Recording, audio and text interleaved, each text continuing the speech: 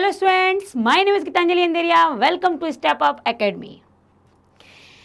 एक बात बताइए, जब हम अपने घर में किसी जानवर को पालते हैं, किसी पशु को पालते हैं, तो आपने कभी उनके बीच में मित्रता देखी है? जैसे आपने दो गायों को रखा, बैल को रखा, या आपके घर में बिल्लियां हैं, या आपने किसी पक्षी को रखा है, या आपने डॉगी को पाला हुआ है और आपने उनको जोड़े में पाला हुआ है, दो हैं, और वो एक में एक इधर उधर हो जाता है तो एक को बड़ा बुरा लगता है, या वो आस पड़ोस में यदि खेलता हो वो डॉगी किसी के साथ, किसी और डॉगी के साथ, तो भी उसे बड़ा बुरा लगता है, वो नहीं मिलता। ये वाकई होता है। ये पशुओं के साथ उनकी जैसे हमारी मानवता होती ना, हम आत्मीयता से जुड़े होते, वो भी आत्मीयता से जुड़े होते हैं। उनको भी प्यार अच्छा लगता है, उनको भी मित्रता अच्छी लगती है, उनको भी खेलना पसंद है, उनको भी बात करना पसंद है।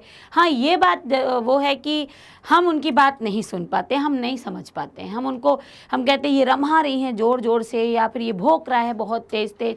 क्यों? कारण क्या है? किस कारण से वो चीख रहे हैं, चिल्ला रहे हैं? कुछ तो ऐसा हुआ होगा। क्यों वो इतने प्यार से बैठ गई? क्यों वो चिल्लाते चिल्लाते चुप हो गए? क्या कारण क्या? और हम वो जानने का प्रयास नहीं करते, लेकिन उनको जो चाहता होगा उस घर में, वो ज़रूर प्रयास करता होगा जानने का कि आखिर है क्या कारण। तो ये जितने भी पशु पक्षी होते हैं, सबके अपने भावनाएं होती हैं, अपने विचार होते हैं। ऐसा नहीं कि उनके अंदर कोई भावना हो ना। अगर ना हो तो आपके पास जो आपने जो जानवर पाला हुआ है, जब आप घर पहुंचते हो तो वो कहता है कि पहला अटेंशन मुझे दो। वो आपके पास आता है। बिल्कुल हम डॉगी की बात कर रहे हैं, या किसी ने कैट पाली हो, या किसी ने पैरेट पाला हो, तो इनका अटेंशन होता है कि ये पहले आप उन्हें देखो, आप पहले उनसे बात करो, आप पहले उनको प्यार करो, फिर आप घर के बाकी लोगों से जाके मिलो। क्यों वो ऐसा चाह रहे हैं? क्योंकि आप उन्हें दिन भर में मिले हो, तो कुछ ना कुछ उनके अंदर तो आपके प्रति आत्मीयता है, लगाव है, प्रेम है। हम मनुष्यों को देखते हैं कि अरे ठीक है अब आ गए हैं, थोड़ी देर में बात कर लेंगे। नहीं, उनके अंदर ये है अभी मिलो, क्योंकि आप फिर उन्हें नहीं मिलोगे।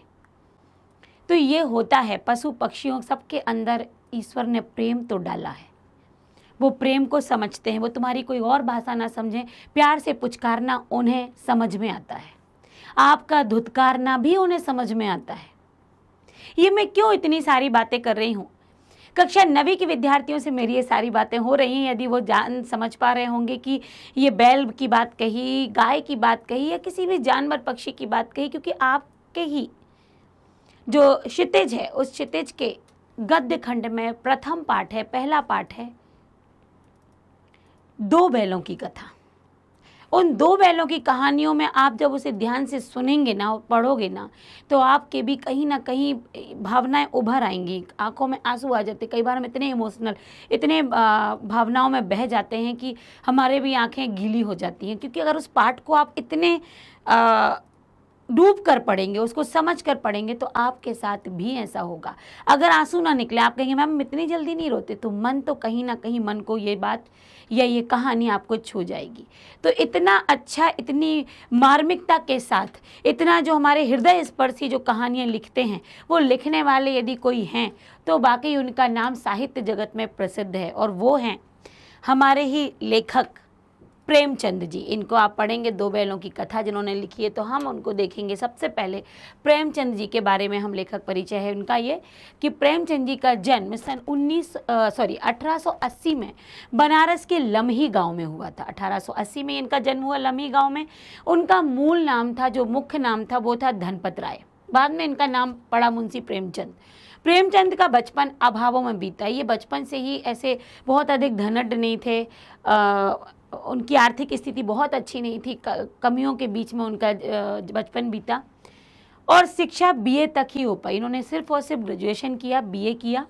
उन्होंने शिक्षा विभाग में भी नौकरी की, परंतु असहयोग आंदोलन में, उस समय असहयोग आंदोलन था, देश में जो अत्याचारों का इतना प्रभाव था, इतना प्रकोप था, उन सभी से हर एक भारतवासी उनसे हटना चाहते थे, उनसे जूझ कर, उनसे लड़कर उन्हें भगाना चाहते थे। और इस आंदोलन के संग्राम में हमारे प्रेमचंद जी भी उतर पड़े, और असहयोग आंदोलन में सक्रिय भाग लेने के लिए उन्होंने क्या किया, सरकारी नौकरी से त्यागपत्र दे दिया। त्यागपत्र मतलब रिजाइन कर दिया। और लेखन कार्य के प्रति उन्होंने उस आंदोलन में तो गए, और लेखन कार्य भी प्रारंभ किया। लेखन कार्य के प्रति पूरी तरह समर्पित हो गए। और फिर ये जो एक साहित्य जगत के, जिन्हें श्रोमणि कहा जाता है, ऐसे प्रेमचंद जी का जो देहांत हुआ, वो हुआ 1936 में। 1936 में इस महान कथाकार का देहांत हो गया। 1880 में जन्म हुआ था लम्ही में और 1936 में इनकी मृत्यु हो गई। प्रेमचंद की कहानियां मानसरोवर के 8 भागों में सम्मिलित है। 8 भागों में कहानियां सम्मिलित हैं। सेवा सदन, प्रेमाश्रम, रंगभूमि, कायाकल्प, निर्मला, गबन, कर्मभूमि, गोदान उनके प्रमुख उपन्यास हैं। ये उपन्यासकार भी थे, ये कहानीकार भी थे। उन्होंने हंस, जागरण, माधुरी आदि पत्रिकाओं का भी संपादन किया। कथा साहित्य के अतिरिक्त प्रेमचंद ने निबंध एवं अन्य प्रकार का गद्य लेखन भी प्रचुर मात्रा में किया है। अधिक मात्रा में उपन्यास है, कहानियां हैं तो निबंध भी हैं। किसानों और मजदूरों की दयनीय स्थिति, उन्होंने जब प्रेमचंद जी ने लिखा तो समाज के उन वर्गों को प्रहार किया है जहां, और उन वर्गों के बारे में बताया है जो वाकई बहुत बुरी स्थिति में थे। चाहे वो किसानों का वर्ग जो कि पूंजीपतियों से शोषित हो रहा था, समाज का निम्न स्तर का वर्ग, दलितों का शोषण, समाज में स्त्री की दुर्दशा, स्वाधीनता आंदोलन आदि उन सभी की उनकी रचनाओं के मूल विषय थे। उनकी रचनाओं में ये बातें होती थीं। बड़ी से बड़ी बात को बड़ी ही सरल भाषा में सीधे शब्दों में यदि कोई कहते थे तो वो थे प्रेमचंद। ये प्रेमचंद की लेखनी की विशेषता थी कि वो बहुत कठिन शब्दों का इस्तेमाल नहीं करते थे। ऐसा करते थे कि पाठक उनके पढ़ते से ही समझ जाए। उनकी भाषा सरल, सजीव एवं मुहावरेदार थी। मुहावरों का भी प्रयोग हुआ है तथा उन्होंने अरबी, फारसी और अंग्रेजी के प्रचलित शब्दों का प्रयोग बड़ी कुशलता पूर्वक किया है। ऐसे शब्दों का प्रयोग किया, ये विदेशी शब्द थे फिर भी जो कि बोलचाल की भाषा में थे, लोग समझ पाते।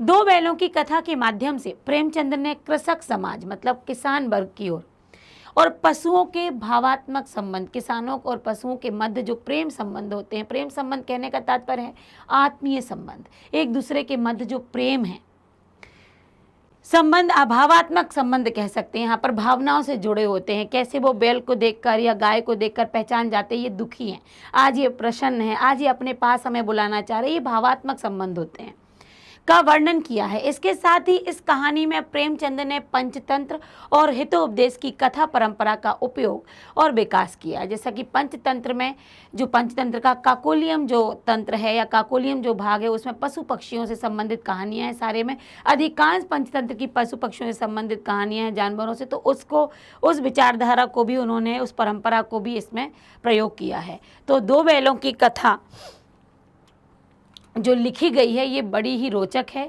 और इसके बारे में बताया भी गया है। थोड़ा सा सार पहले तो कि अच्छा नहीं, शुरुआत ही हो गई कि जानवरों में गधा सबसे ज़्यादा बुद्धिहीन समझा जाता है। गधा ऐसा माना जाता है ना कि अरे ये गधा है, इसको कुछ नहीं आता है, ये तो गधा है। तो अब गधा हम यहाँ भी इस्तेमाल कर लेते हैं मनुष्यों के लिए, ठीक है। अब गधे को गधा तो बोला क्योंकि वो गधा है, ये जानवर की बात हो रही, वो मतलब बुद्धू है, ऐसा मान लेते हैं। हम सब जब किसी आदमी को परले दर्जे का बेवकूफ़ कहना चाहते हैं, मतलब ये बिल्कुल बेवकूफ़ है, तो हम क्या कह देते हैं, उसे गधा कह के संबोधित कर देते हैं। गधा सचमुच बेवकूफ़ है या उसके सीधेपन, उसकी निरापद सहिष्णुता ने उसे यह पदवी दी हुई है, जो उसकी एकदम सरलता है, जो उसके अंदर सीधापन है, क्या वो देखकर उससे कह दिया ये गधा है? क्योंकि आज के समय में क्या होता है, जो सीधा है, जो अपनी बात कहना नहीं जानता, उसको लोग पागल समझ लेते हैं, मूर्ख समझ लेते हैं। तो ये समाज पर एक प्रहार है। समाज के बाद लोगों के लिए कहा गया है कि लोगों ने ऐसे लोगों को गधे की श्रेणी में रख दिया, और गधा भी वही ऐसा ही जानवर है, सीधा है, विरोध नहीं कर पाता वो। इसका निश्चय यह नहीं किया जा सकता। गाय सींग मारती हैं। ब्याई हुई गाय अर्थात जिस गाय ने बच्चे को जन्म दिया हो, जो मतलब बच्चा अर्थात गाय का बच्चा तो बछड़ा, गाय तो अनायास ही सिंघनी का रूप ले लेती है। बिल्कुल सही बात है। यदि गाय ने बछड़े को जन्म दिया है और आप, वो गाय कितनी भी सीधी रही हो, लेकिन यदि आप उस बछड़े को जो पैदा तुरंत हुआ उसको आप छूने का प्रयास करते हैं तो वो सीधी गाय भी शेरनी के समान आप पर उछालें लगाती है, आपको सिर से मारती है, आप पर पैर का प्रहार करती है। मतलब उस समय वो गाय भी सीधी नहीं रह जाती है। कि गाय का क्या अर्थ होता है, ये बहुत गऊ है, मतलब सीधा है। किसी इंसान के लिए, व्यक्ति के लिए बहुत गाय है, बहुत गऊ है, मतलब सीधा है। कोई इस तरीके का है, मूर्ख है, गधा है, ऐसे ऐसे हम संज्ञाएं देने लगते हैं। तो ऐसा नहीं है, गायें भी सींग मारती हैं, जिनको हम गाय कहते सीधी है। और जिस गाय ने जन्म दिया हो अपने बछड़े को, वो भी सिंघनी का रूप ले लेती है। कुत्ता भी बहुत गरीब जानवर है, लेकिन कभी कभी उसे क्रोध आ ही जाता। अब यहाँ पर बात कर रहे कुत्ता गरीब जानवर क्यों, यहाँ से गया, वहाँ कुछ खाने को मांगा, यहाँ किसी ने धुतकार दिया, निकाल दिया, डंडा मार दिया, तो कहते कुत्ता भी बहुत ही गरीब जानवर है, लेकिन उसे भी कभी कभी क्रोध आ जाता है। किंतु गधे को कभी क्रोध करते नहीं देखा, न सुना। जितना चाहे गरीब को मारो, मतलब उस गधे की बात हो रही है, चाहे जैसी खराब सड़ी हुई घास सामने डाल दो, उसके चेहरे पर कभी असंतोष नहीं आता, कभी वो चेहरे पर मुरझाया हुआ चेहरा उसका नहीं रहता, वो जैसा है वैसा ही रहता है। मतलब उसे विरोध करना नहीं आता है, वो सीधा जानवर है, इसलिए उसको क्या गधा कहेंगे? तो क्या गधा गधा ही है? तो यहाँ उस गधे के बारे में क्यों ये बातें की जा रही हैं, आगे समझ में आएंगी आपको कि इन लोगों के साथ गधे की है तुलना कि अगर हम कहें गाय सीधी है तो गाय भी सीधी नहीं है, तो क्या गधा गधा ही है? बैसाख का महीना होता है, ये आपका अप्रैल के समय, चैत्र बैसाख दूसरा महीना, चाहे एकाध बार कुलेल कर लेता हो, मतलब कुलेल मतलब प्रसन्न हो जाता हो, पर हमने तो उसे कभी खुश होते और नहीं देखा। उसके चेहरे पर एक विषाद स्थायी रूप से छाया रहता है, मतलब एक शांत भाव, विषाद, थोड़ा सा दुखी सा लगता है, छाया रहता है। सुख दुख हानि लाभ किसी भी दशा में उसे बदलते नहीं देखा कि आज उछल रहा है तो आज दुखी है तो आज गुस्सा कर रहा है, ऐसा कुछ भी नहीं। सुख दुख हानि लाभ कभी नहीं देखा।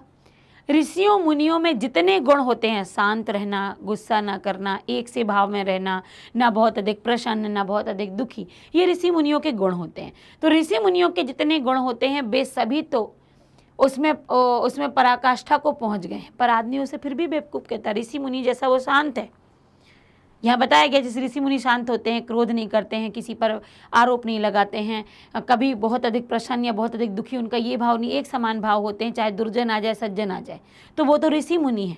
यदि यही कुछ भाव गधे के पास हैं तो उसको हमने गधा कह दिया, उसे बेवकूफ़ कह दिया।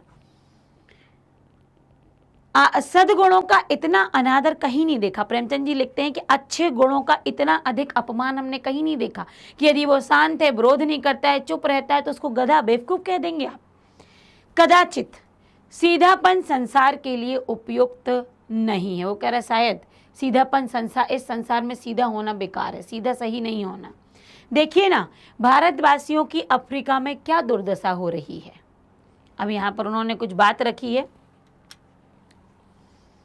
क्यों अमेरिका में उन्हें घुसने नहीं दिया जाता?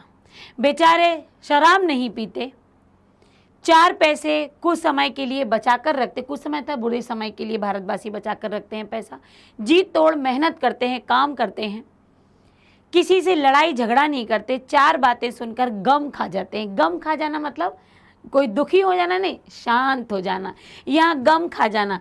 देखिए उन्होंने क्या है कि बहुत अधिक साधारण शब्दों का, 1 मिनट हम थोड़ा सा आगे आ गए हैं, हाँ यहाँ तक हमने पढ़ लिया था, ठीक है। तो कह रहे हैं कि यहाँ पर गम खा जाना क्या होता है। लेखक ने, प्रेमचंद जी ने कई जगह क्षेत्रीय भाषाओं का प्रयोग किया है। गम खा जाना अर्थात शांत रह जाना। तो शांत रह जाते हैं, कुछ नहीं बोलते, फिर भी बदनाम है। कहा जाता है वे जीवन के आदर्श को नीचा करते हैं। अगर वे भी ईंट का जवाब पत्थर से देने लगे ना, यदि 2 टूक बात कहने लगे सीधा, तो शायद सभ्य कहलाने लग जाए भारतवासी। जापान की मिसाल सामने है, एक ही विजय ने उसे संसार की सभ्य जातियों में गण्य बना दिया। सभ्य जातियों में गणना होने लगी है जापान की एक विजय ने। तो मतलब ये उस गधे को लेकर इसलिए बातें हो रही हैं कि आज समाज में जो शांत लोग हैं उनको लोग कुछ नहीं कहते हैं। कुछ नहीं कहने का मतलब उनको बेवकूफ़ समझ लेते हैं, इनसे कुछ नहीं आता जाता। तो इतने सारे उदाहरण प्रेमचंद जी ने दिए हैं, समाज के लिए दिए हैं ये। लेकिन गधे का एक छोटा भाई और भी है जो उससे कम ही गधा है। एक और है कोई गधा, लेकिन वो गधे से थोड़ा कम गधा है, और वह है बैल। कभी वो कहते हैं ना बैल बुद्धि, मतलब कुछ नहीं आ रहा, तो कुछ नहीं आ रहा तब भी उसको क्या, गधा है, कम गधा है। तो वह है बैल। जिस अर्थ में हम गधे का प्रयोग करते हैं, कुछ उसी से मिलते जुलते अर्थ में हम बैल का भी, बछिया के ताऊ, अब यहाँ पर देखिए बैल के लिए क्या बोला गया है, बछिया के ताऊ जी, वो है बैल।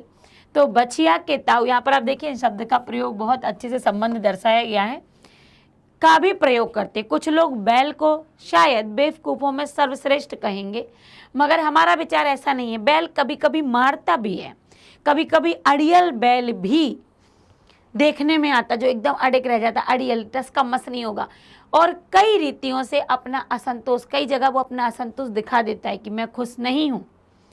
अतएव उसका स्थान गधे से नीचे है, गधा ऊपर है, गधा बहुत अधिक शांत है, जबकि बैल कभी कभी गुस्सा दिखा देता है, तो गधे से बैल नीचे है, उच्च श्रेणी में बैल, गधे से उच्च नहीं है। आप देखिए झूरी काछी के, यहाँ पर झूरी काछी जो यहाँ का मुख्य नायक है इस कहानी का, झूरी काछी के दोनों बैलों के नाम थे। वहाँ पर जो दो बैलों की कहानी है, अब यहाँ से सही प्रारंभ हो जाती है कि दो बैल थे उनके, हीरा और मोती। दोनों पछाई जाति के थे, पिछड़ी हुई जाति के थे, पिछली जाति के थे, देखने में सुंदर, काम में एकदम चौकस चौकन्ने रह के काम करना, डील में ऊंचे, डील डॉल होता ना शरीर का हाइट, तो ऊंचे थे। बहुत दिनों साथ रहते रहते दोनों में भाईचारा हो गया था। बहुत दिनों से हीरा मोती साथ रह रहे थे, भावनात्मक रूप से उन दोनों में स्नेह हो चुका था, मित्रता हो गई थी, भाईचारा आने हो गया था दोनों में। दोनों आमने सामने या आसपास बैठे हुए एक दूसरे से मूक भाषा में, मूक मतलब शांत वाली भाषा, मौन रह के जो बात की जाती है, मूक भाषा में विचार विनिमय करते थे। विनिमय मतलब लेन देन, विचारों का लेन देन करते थे। वो चुपचाप, या तो वो आमने सामने बैठते थे या आजू बाजू बैठते थे। एक दूसरे की मन की बात कैसे समझ जाता था हम नहीं कह सकते कि वो कैसे एक दूसरे की मन की बात पढ़ लेते थे। अवश्य उनमें कोई ऐसी गुप्त शक्ति थी जो जीवों में श्रेष्ठता का दावा करने वाला मनुष्य वंचित है। मनुष्य कहता है कि हम श्रेष्ठ हैं, सब कुछ है हमारे अंदर, हम पंच इंद्रियों से युक्त हैं, हमारे अंदर ज्ञान है, हम नई नई मशीनें बना लेते हैं, हम एक दूसरे से बात करना जानते हैं, हम पैसा कमाते हैं, हम बड़ी बड़ी पोस्ट पर हैं, हम ये कर सकते हैं, हम वो कर सकते हैं, हम सबसे उच्च श्रेणी के जीव हैं इस पृथ्वी पर। लेकिन वो कह रहे हैं कि ऐसी भाषा मनुष्य जो चीख चीख कर भी यदि कहता है तो कोई सुनने को तैयार नहीं होता। मानवता समाप्त हो चुकी है, भावनात्मकता की तो बात ही क्या कहें। लेकिन जीवों के अंदर, उन दो मूक जानवरों के अंदर इतनी आत्मीयता है कि एक दूसरे की बात सुन लेते हैं, समझ लेते हैं, लेकिन अपने को श्रेष्ठ कहने वाला मनुष्य उससे शायद वंचित है, वो शायद किसी के हृदय की बात नहीं पढ़ पाता है। तो ये बात यहाँ पर कही है, कितनी अच्छी बात कही और सच्ची भी। दोनों एक दूसरे को, बैल की बात हो रही, दोनों एक दूसरे को चाट कर, सूंघ कर अपना प्रेम प्रकट करते। आपने देखा होगा कभी जानवरों को, पशुओं को हम कह सकते हैं, जानवरों को तो हम इतने खतरनाक नहीं रखेंगे, पशुओं को जब हम रखते हैं, पालतू पशु जो होते हैं, तो आपने गाय देखा होगा अपने बछड़े को कैसे चाटती है, कैसे उसको ऐसे से करके सूंघती भी है, ये उसका प्रेम होता है और उसको समझने का प्रयास भी करती है। तो दोनों चाट कर, सूंघ कर अपना प्रेम प्रकट करते। कभी कभी दोनों सींग भी मिला लिया करते थे, अपने अपनी सींगों को आपस में मिला लिया करते थे। विग्रह के नाते से नहीं, मतलब कोई ऐसा नहीं कि दूर दूर के कुछ उनको विद्रोह भी है, केवल विनोद के भाव से, केवल प्रसन्नता के भाव से वो ऐसा करते थे। आत्मीयता के भाव जैसे दोस्तों में घनिष्ठता होते ही धौल धप्पा होने लगता है, इसके मतलब आपस में खेलने लगते हैं। इसके बिना दोस्ती कुछ फुसफुसी, कुछ हल्की सी रहती है, जिस पर ज़्यादा विश्वास नहीं किया जा सकता। दोस्तों में घनिष्ठता यदि ज़्यादा घनिष्ठता होने लगती है तो कभी कभी क्या हो जाता है, कुछ ऐसी बातें भी आने लगती हैं जहाँ पर ऐसा लगता है कि नहीं, इन लोगों में ज़्यादा प्रेम था ही नहीं, स्नेह था ही नहीं, मित्रता थी ही नहीं, ज़्यादा विश्वास नहीं करते हैं। लेकिन ये दोनों मित्र ही भिन्न प्रकृति के थे। जिस वक्त ये दोनों बैल हल या गाड़ी में जोत दिए जाते थे, हल में दोनों बैलों को लगा दिया जाए या बैलगाड़ी में दोनों बैलों को लगा दिया जाए, और गर्दन हिला हिलाकर वो दोनों चलते थे। वो चलते थे तो गर्दन उनकी हिलती थी, हिला हिलाकर चलते। उस वक्त हर एक की यही चेष्टा होती, मतलब कोशिश, चेष्टा मतलब कोशिश, दोनों बैलों में से दोनों बैलों की यही कोशिश रहती कि ज़्यादा से ज़्यादा बोझ मेरी गर्दन पर आए।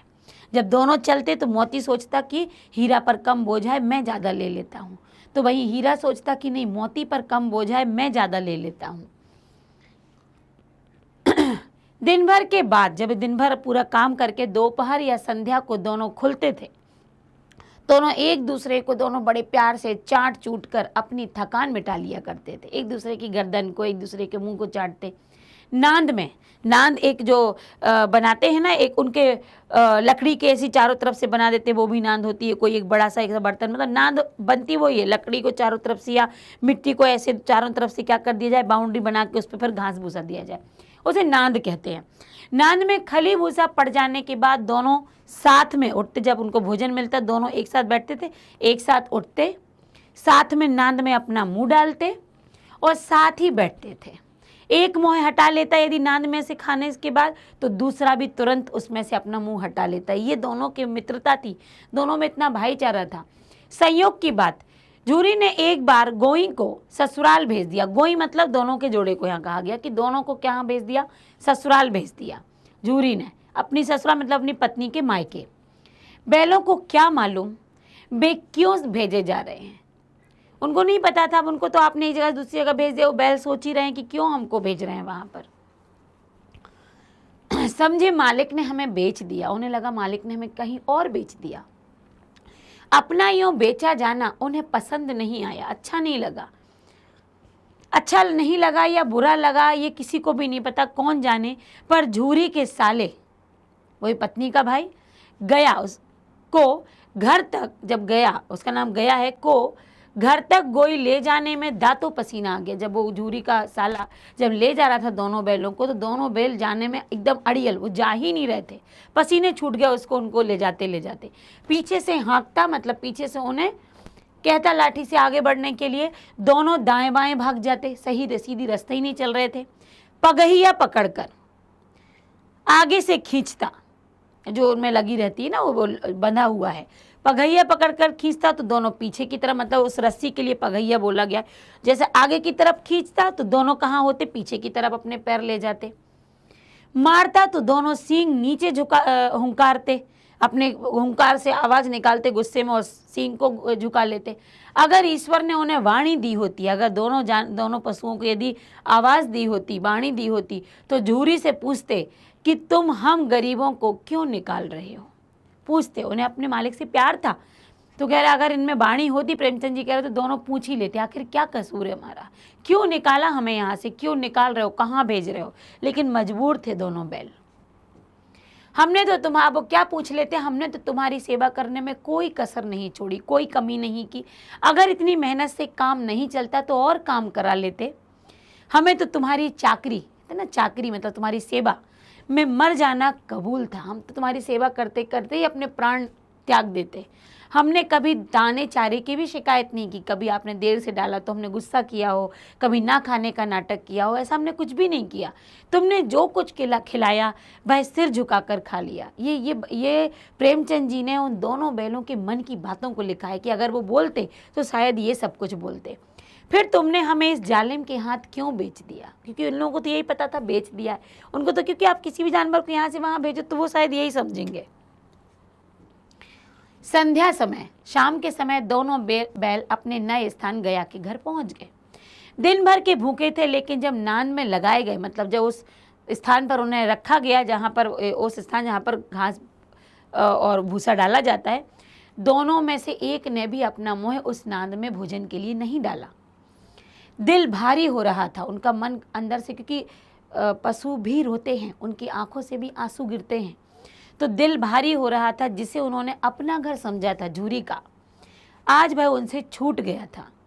यह नया घर, नया गांव, नए आदमी उन्हें बेगाने से लग रहे थे उन्हें। और ये होता है, अगर आपने किसी के अपने गाय को यदि दूसरी जगह ले जाते देखा हो, तो वो उस जगह जाकर अच्छे से खाती नहीं है, याद करती है पिछले जगह। और कई बार तो यदि उसे उस समय 1-2 दिन में इसी उसे छोड़ा जाए बाहर घूमने के लिए, तो वो पुराने घर भी अपने पहुंच जाती है, अगर वो रास्ता उसे याद हो तो।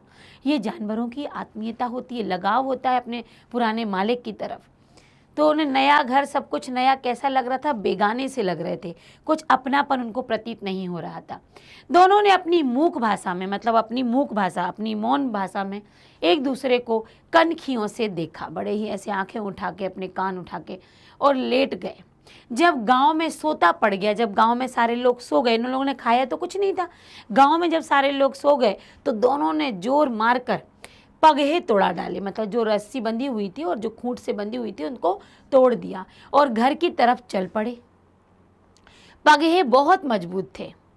अनुमान ना हो सकता था कि कोई बैल उन्हें तोड़ दे, मतलब जो रस्सी बंधी हुई थी वो बहुत मोटी मजबूत थी। पर इन दोनों में इस समय इतनी दूनी शक्ति, अर्थात अपने घर जाने के लिए इतनी शक्ति इनके अंदर आ गई थी कि एक एक झटके में उन रस्सियों को वो तोड़ दिया उनने और निकल पड़े अपने पुराने मालिक के घर की तरफ। अब देखो क्या होगा। झूरी प्रातः काल सोकर उठा, अब जो वो पहुंच गए वहां पर, अब झूरी अपने घर में सोकर उठा तो देखा कि दोनों बैल चरनी पर खड़े हुए हैं। दोनों की गर्दनों में आधा आधा गराव लटक रहा है। गराव उस रस्सी को ही बोला गया है। घुटने तक पांव कीचड़ से भरे हैं। जहां जिस रास्ते से भी ये दौड़ते फांगते आए हैं तो इनके पैर जो हैं वो कीचड़ से भरे हैं। और दोनों की आंखों में विद्रोहमय स्नेह झलक रहा है। विद्रोह में मतलब गुस्सा भी है झूरी के प्रति और स्नेह भी है। झूरी बैलों को देखकर स्नेह से गदगद हो गया। झूरी का मन नहीं था, लेकिन किसी कारण से भेजा गया होगा, तो झूरी जो था वो स्नेह से गदगद प्रसन्न हो गया। दौड़कर अपने दोनों बैलों को झूरी ने गले से लगा लिया। प्रेम आलिंगन और चुम्बन का वह दृश्य बड़ा ही मनोहर था। जैसे ही झूरी ने अपने बैलों को गले से लगाया, उन्हें प्यार से चूमा, उन्हें स्नेह दिया, यदि ये दृश्य देखने को मिल जाए तो बड़ा ही मनोहर, बड़ा ही आत्मीय दृश्य था। जो यहाँ पर प्रेमचंद ने, सोचो कि कितनी कल्पना के साथ, कितने भावों के साथ ये पाठ लिखा है। हर एक बात ऐसी सजीव प्रतीत हो रही है कि हाँ ये घटना घटी है और शायद हमारे आंखों के सामने घट भी रही है। घर और गांव के लड़के जमा हो गए। सब आसपास के लोग आके देखने लगे दोनों बैलों को और झूरी को। तालियां बजा बजा कर उनका स्वागत करने लगे। गांव के इतिहास में, गांव की हिस्ट्री में यह घटना अभूतपूर्व ना होने पर भी महत्वपूर्ण थी। मतलब गांव की हिस्ट्री में ये होता रहता था कि पशु एक दूसरे से, मतलब मालिक जो है वो पशुओं को लाड़ प्यार करता था, एक से दूसरी जगह भेजा जाता था। लेकिन ये कुछ अभूतपूर्व घटना थी। ये मतलब एक प्रकार से बहुत ही अभूतपूर्व तो नहीं थी, होता रहता था, लेकिन एक महत्वपूर्ण घटना थी। बाल सभा ने निश्चय किया, बाल सभा मतलब जो बच्चे खड़े हुए थे, दोनों पशु वीरों को अभिनंदन पत्र देना चाहिए। अब अभिनंदन पत्र तो कोई सर्टिफिकेट तो देंगे नहीं, कुछ ऐसा बच्चे अपना दिमाग लगा रहे थे। कोई अपने घर से, अब अभिनंदन पत्र में क्या लाया, बच्चे बड़े प्रसन्न चित्त होकर अपने घर से रोटियां लाए उन्हें खाने के लिए। कोई गुड़ लाया, कोई चोकर लाया और कोई भूसी लाया। ये क्या था, यही अभिनंदन पत्र प्रेमचंद जी ने यहाँ नाम दिया है कि गिफ्ट ला रहे थे, उसके लिए कुछ तो देना चाहिए भैया। दोनों रात में इतने दूर से अपने पुराने मालिक के पास आए हैं कि उन्हें वहाँ नहीं रहना था, तो ये सब कुछ सामान बच्चे अपने घरों से लेकर आ रहे थे। एक बालक ने कहा, ऐसे बैल किसी के पास ना होंगे। दूसरे ने समर्थन करते हुए कहा, इतनी दूर से दोनों अकेले चले आ रहे हैं। तब तक तीसरा बच्चा बोला, बैल नहीं है, वे उस जन्म के आदमी हैं। ये तो पिछले जन्म में मित्र रहे होंगे, आदमी रहे होंगे। इसका प्रतिवाद करने का किसी को साहस नहीं हुआ, सब चुप रहेगा, क्योंकि ये सारी बातें सबको सच लग रही थी। झूरी की स्त्री ने, अब झूरी की पत्नी आ गई, बैलों को द्वार पर देखा तो जल उठी। उसको गुस्सा आ गया क्योंकि उसने अपने भाई के यहाँ भेजा था और ये दोनों भाग आए थे। बोली, कैसे नमक हराम बैल हैं। नमक हराम मतलब जो आपका उपकार भूल जाएं। तो उन्होंने कहा, कैसे नमक हराम बैल हैं, एक दिन वहां काम ना किया और भाग खड़े हुए। मेरे भाई के यहाँ गए थे, कुछ काम धाम तो करते और वहां से भाग निकले, कुछ काम ही नहीं किया वहां पर। और ये दोनों बैलों को देखकर वो तो चिढ़ने लगी, गुस्सा होने लगी। झूरी अपने बैलों पर यह आक्षेप ना सुन सका। नमक हराम क्यों, चारा दाना ना दिया होगा तो क्या करते। भूरी को गुस्सा आई कि मेरे बैलों को नमक हराम कह रहे हो। अरे नहीं, वो नमक हराम नहीं है, उनके लिए दाना चारा अच्छे से नहीं दिया होगा। स्त्री ने रोब के साथ कहा, बस तुम ही तो बैलों को खिलाना जानते हो, और तो सभी कोई खिलाना पिलाना जानते ही नहीं है, सब पानी पिलाते बस होंगे। झूरी ने चिढ़ाया, चारा मिलता तो क्यों भागते बेचारे, कुछ तो देते, आखिर वो क्यों हमारे पास आ गए, उन्हें वहां कुछ मिला ना होगा।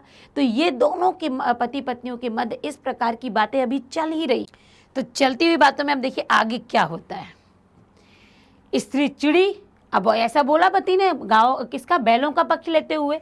भागी, तो वो बोलती है, भागे इसलिए कि वे लोग तुम जैसे बुद्धुओं की तरह बैलों को सहलाते नहीं हैं। हमारे मायके वाले तुम्हारे ऐसा नहीं करते हैं, बड़ा प्यार कर रहे हैं बैलों को, इसलिए ये भाग आए वहाँ से। खिलाते हैं तो रगड़ कर जोतते भी हैं, यदि वो खाना देते हैं ना तो पूरा काम करवा लेते हैं।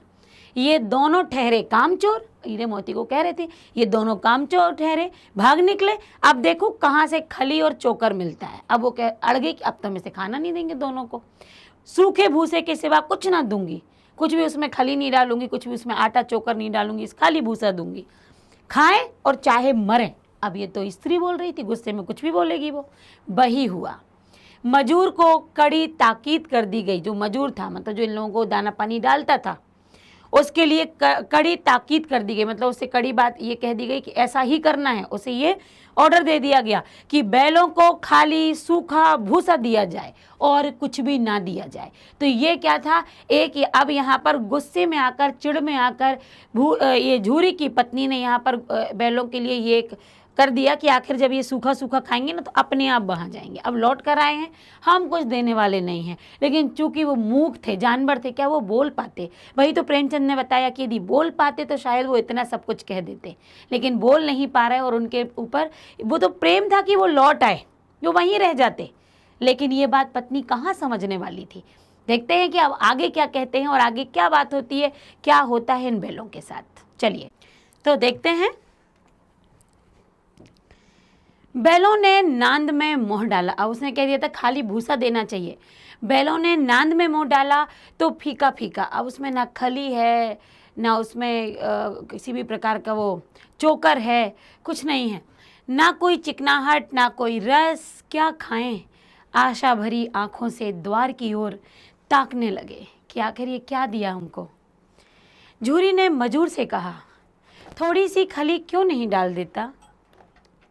मालकिन मुझे मार ही डालेंगी, ऐसा उस व्यक्ति ने कहा जो उसके यहाँ काम कर रहा था इन लोगों को खली भूसा डालने का। चुरा कर डाला। ये कौन कह रहा है? झूरी। चुरा कर डाला, मालकिन को पता नहीं चलना चाहिए। ना दादा, पीछे से तुम ही उनकी सी ही कहोगे। जब मैं डाल दूंगा तो तुम भी मुझ पर ही नाराज होगे, तो मैं डालूं कि नहीं? दूसरे दिन झूरी का साला फिर आया और बैलों को ले चला। फिर से दूसरे दिन आया वो, उसने बैलों को ले लिया, बैलों को लेकर आगे बढ़ा। अब कि उसने दोनों को गाड़ी में जोता। दो चार बार मोती ने गाड़ी को सड़क की खाई में गिराना चाहा। मोती ने जबरदस्ती किया कि जाना तो चाह नहीं रहे थे, वो लेने आ रहे थे। मोती जबरदस्ती उस गाड़ी को खाई की तरफ खींचने लगा। उसका मन हुआ कि इसको खाई में गिरा दें, पर हीरा ने संभाल लिया। वह ज़्यादा सहनशील था। हीरा बात को संभाल लेता था, सहन कर जाता था। संध्या समय घर पहुंचकर जब दोनों गया के घर पहुंच गए, उन दोनों को मोटी रस्सियों से बांधा गया कि अब ये दोबारा ना भाग जाए। और कल की शरारत का मजा भी चखाया गया। क्या मजा चखाया गया? फिर वही सूखा भूसा डाल दिया जो वहाँ पर झूरी की बीबी ने डाला था, और वहीं झूरी के साले ने भी उन दोनों बैलों को सूखा भूसा दे दिया। अपने दोनों बैलों को खली, चूनी, सब कुछ दी। जो गया के पुराने 2 बैल थे उनको तो सब कुछ दिया, लेकिन इन दोनों बैलों को एक दिन पहले की शरारत का मजा चखाने के लिए दंड स्वरूप केवल खाली भूसा ही दिया। अब देखिए, जो बैल इतने भूखे थे उनको दोनों तरफ से यही मिल रहा था। दोनों बैलों का ऐसा अपमान कभी नहीं हुआ था। झूरी ने इन्हें फूल की छड़ी से भी नहीं मारा था। उसकी टिटकार पर, मतलब जैसे वो थोड़ा डांट दे, दोनों उड़ने लगते थे। यहाँ मार पड़ी, मतलब टिटकार पर, मतलब कहीं ना कहीं वो उनको एक कहते ना प्यार करना, पुचकारना। यहाँ मार पड़ी। आहत सम्मान की व्यथा तो थी ही, मतलब जहाँ सम्मान पर तो चोट आई कि वहाँ गए तो उन्होंने सूखा खिलाया, यहाँ आए तो इन्होंने सूखा खिलाया, इस तरीके से मैं दंडित किया। ये तो व्यथा थे ही, ये तो दुख का कारण था ही, साथ ही मिला सूखा भूसा।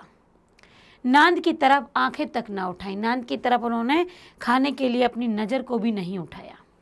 दूसरे दिन गया ने बैलों को हल में जोता, और इन दोनों ने जैसे पाँव ना उठाने की कसम खा रखी थी। उसने तो हल में जोत लिया कि आप चलते हैं खेत की तरफ, लेकिन दोनों बैल अपने पैर टस से मस नहीं कर रहे थे, अर्थात हिला नहीं रहे थे। वह मारते मारते बैलों को थक गया, पर दोनों ने अपना पाँव नहीं उठाया, चले ही नहीं दोनों बैल। एक बार जब उस निर्दयी ने हीरा की नाक पर खूब डंडे जमाए तो मोती का गुस्सा काबू से बाहर हो गया। हल लेकर भागा। हल, रस्सी, जुआ, जोत सब टूट टाट कर बराबर हो गया। इसको गुस्सा आ गया कि इसने हीरा को नाक पर मार रहा है। गले में बड़ी बड़ी रस्सियां ना होती तो दोनों पकड़ाई में ना आते आज। हीरा ने मूक भाषा में कहा, शांत भाषा में अपने मित्र से कहा, भागना व्यर्थ है, मत भागो, पकड़े जाएंगे फिर से। अब देखिए, मोती ने उत्तर दिया अपनी मूक भाषा में ही, तुम्हारी तो इसने जान ही ले ली थी, अब की बड़ी मार पड़ेगी, पड़ने दो। बैल का जन्म लिया है तो मार से कहाँ तक बचेंगे। मोती कहता है कि तुम्हें तो उसने जो मारा है तुम्हें मार ही डालता, तो अब की तो बहुत पड़ेगी। हीरा ने कहा, मोती ने कहा पढ़ने दो, अब जब बैल का जन्म लिया है तो मार खा लेंगे। गया 2 आदमियों के साथ दौड़ा आ रहा है, दोनों के हाथों में लाठियां हैं। ये भागे थे, अब 2 आदमी लाठी लेकर आ रहे हैं। मोती बोला, कहो तो चखा दूं, दिखा दूं सबको मजा, मैं भी लाठी लेकर आ रहा है। हीरा ने समझाया, नहीं भाई खड़े हो जाओ, मुझे मारेगा तो मैं भी 1-2 को गिरा दूंगा। उसने कहा कि यदि मुझे मारेगा ना मोती ने, तो मैं 1-2 को फिर तो पछाड़ ही दूंगा। नहीं, हमारी जाति का यह धर्म नहीं है। कौन कहता है ये? हीरा कहता है कि हमारी जो बैल जाति है उसका धर्म ये नहीं है। मोती दिल में ऐंठ कर रह गया, वहीं के वहीं चुप होकर रह गया। गया आ पहुंचा, दोनों को पकड़ कर ले चला। कुशल हुई कि उसने उस वक्त मारपीट ना की, नहीं तो मोती भी पलट पड़ता।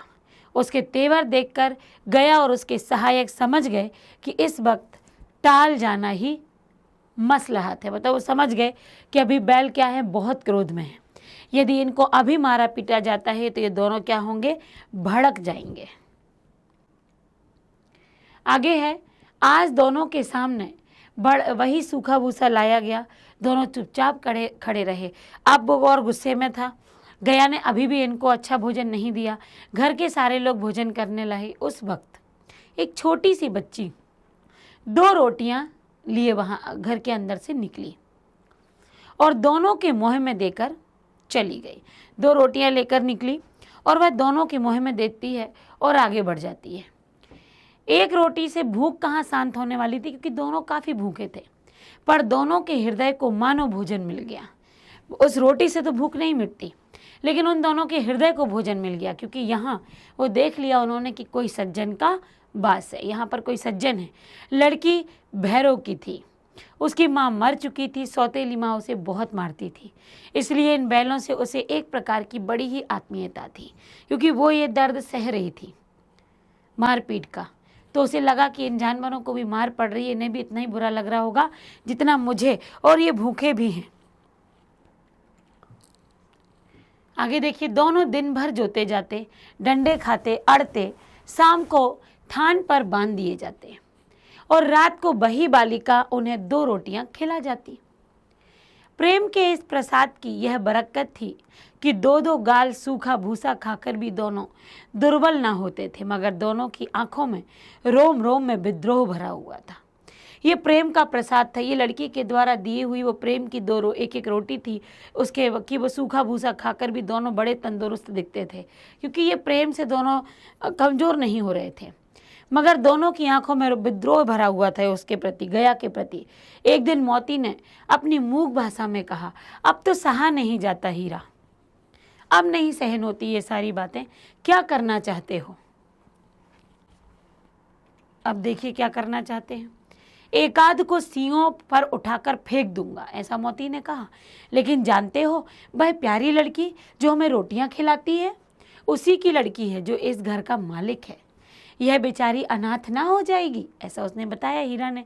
तो मालकिन को ना फेंक दूं? मोती कह रहा तो मालकिन को फेंक देता हूँ, वही उस लड़की को वही तो मारती है उस लड़की को, लेकिन औरत जात पर, मतलब औरतों पर सींग चलाना मना है, यह भूल जाते हो? तुम तो किसी तरह निकलने ही नहीं देते। बताओ, तोड़ाकर भाग चलें?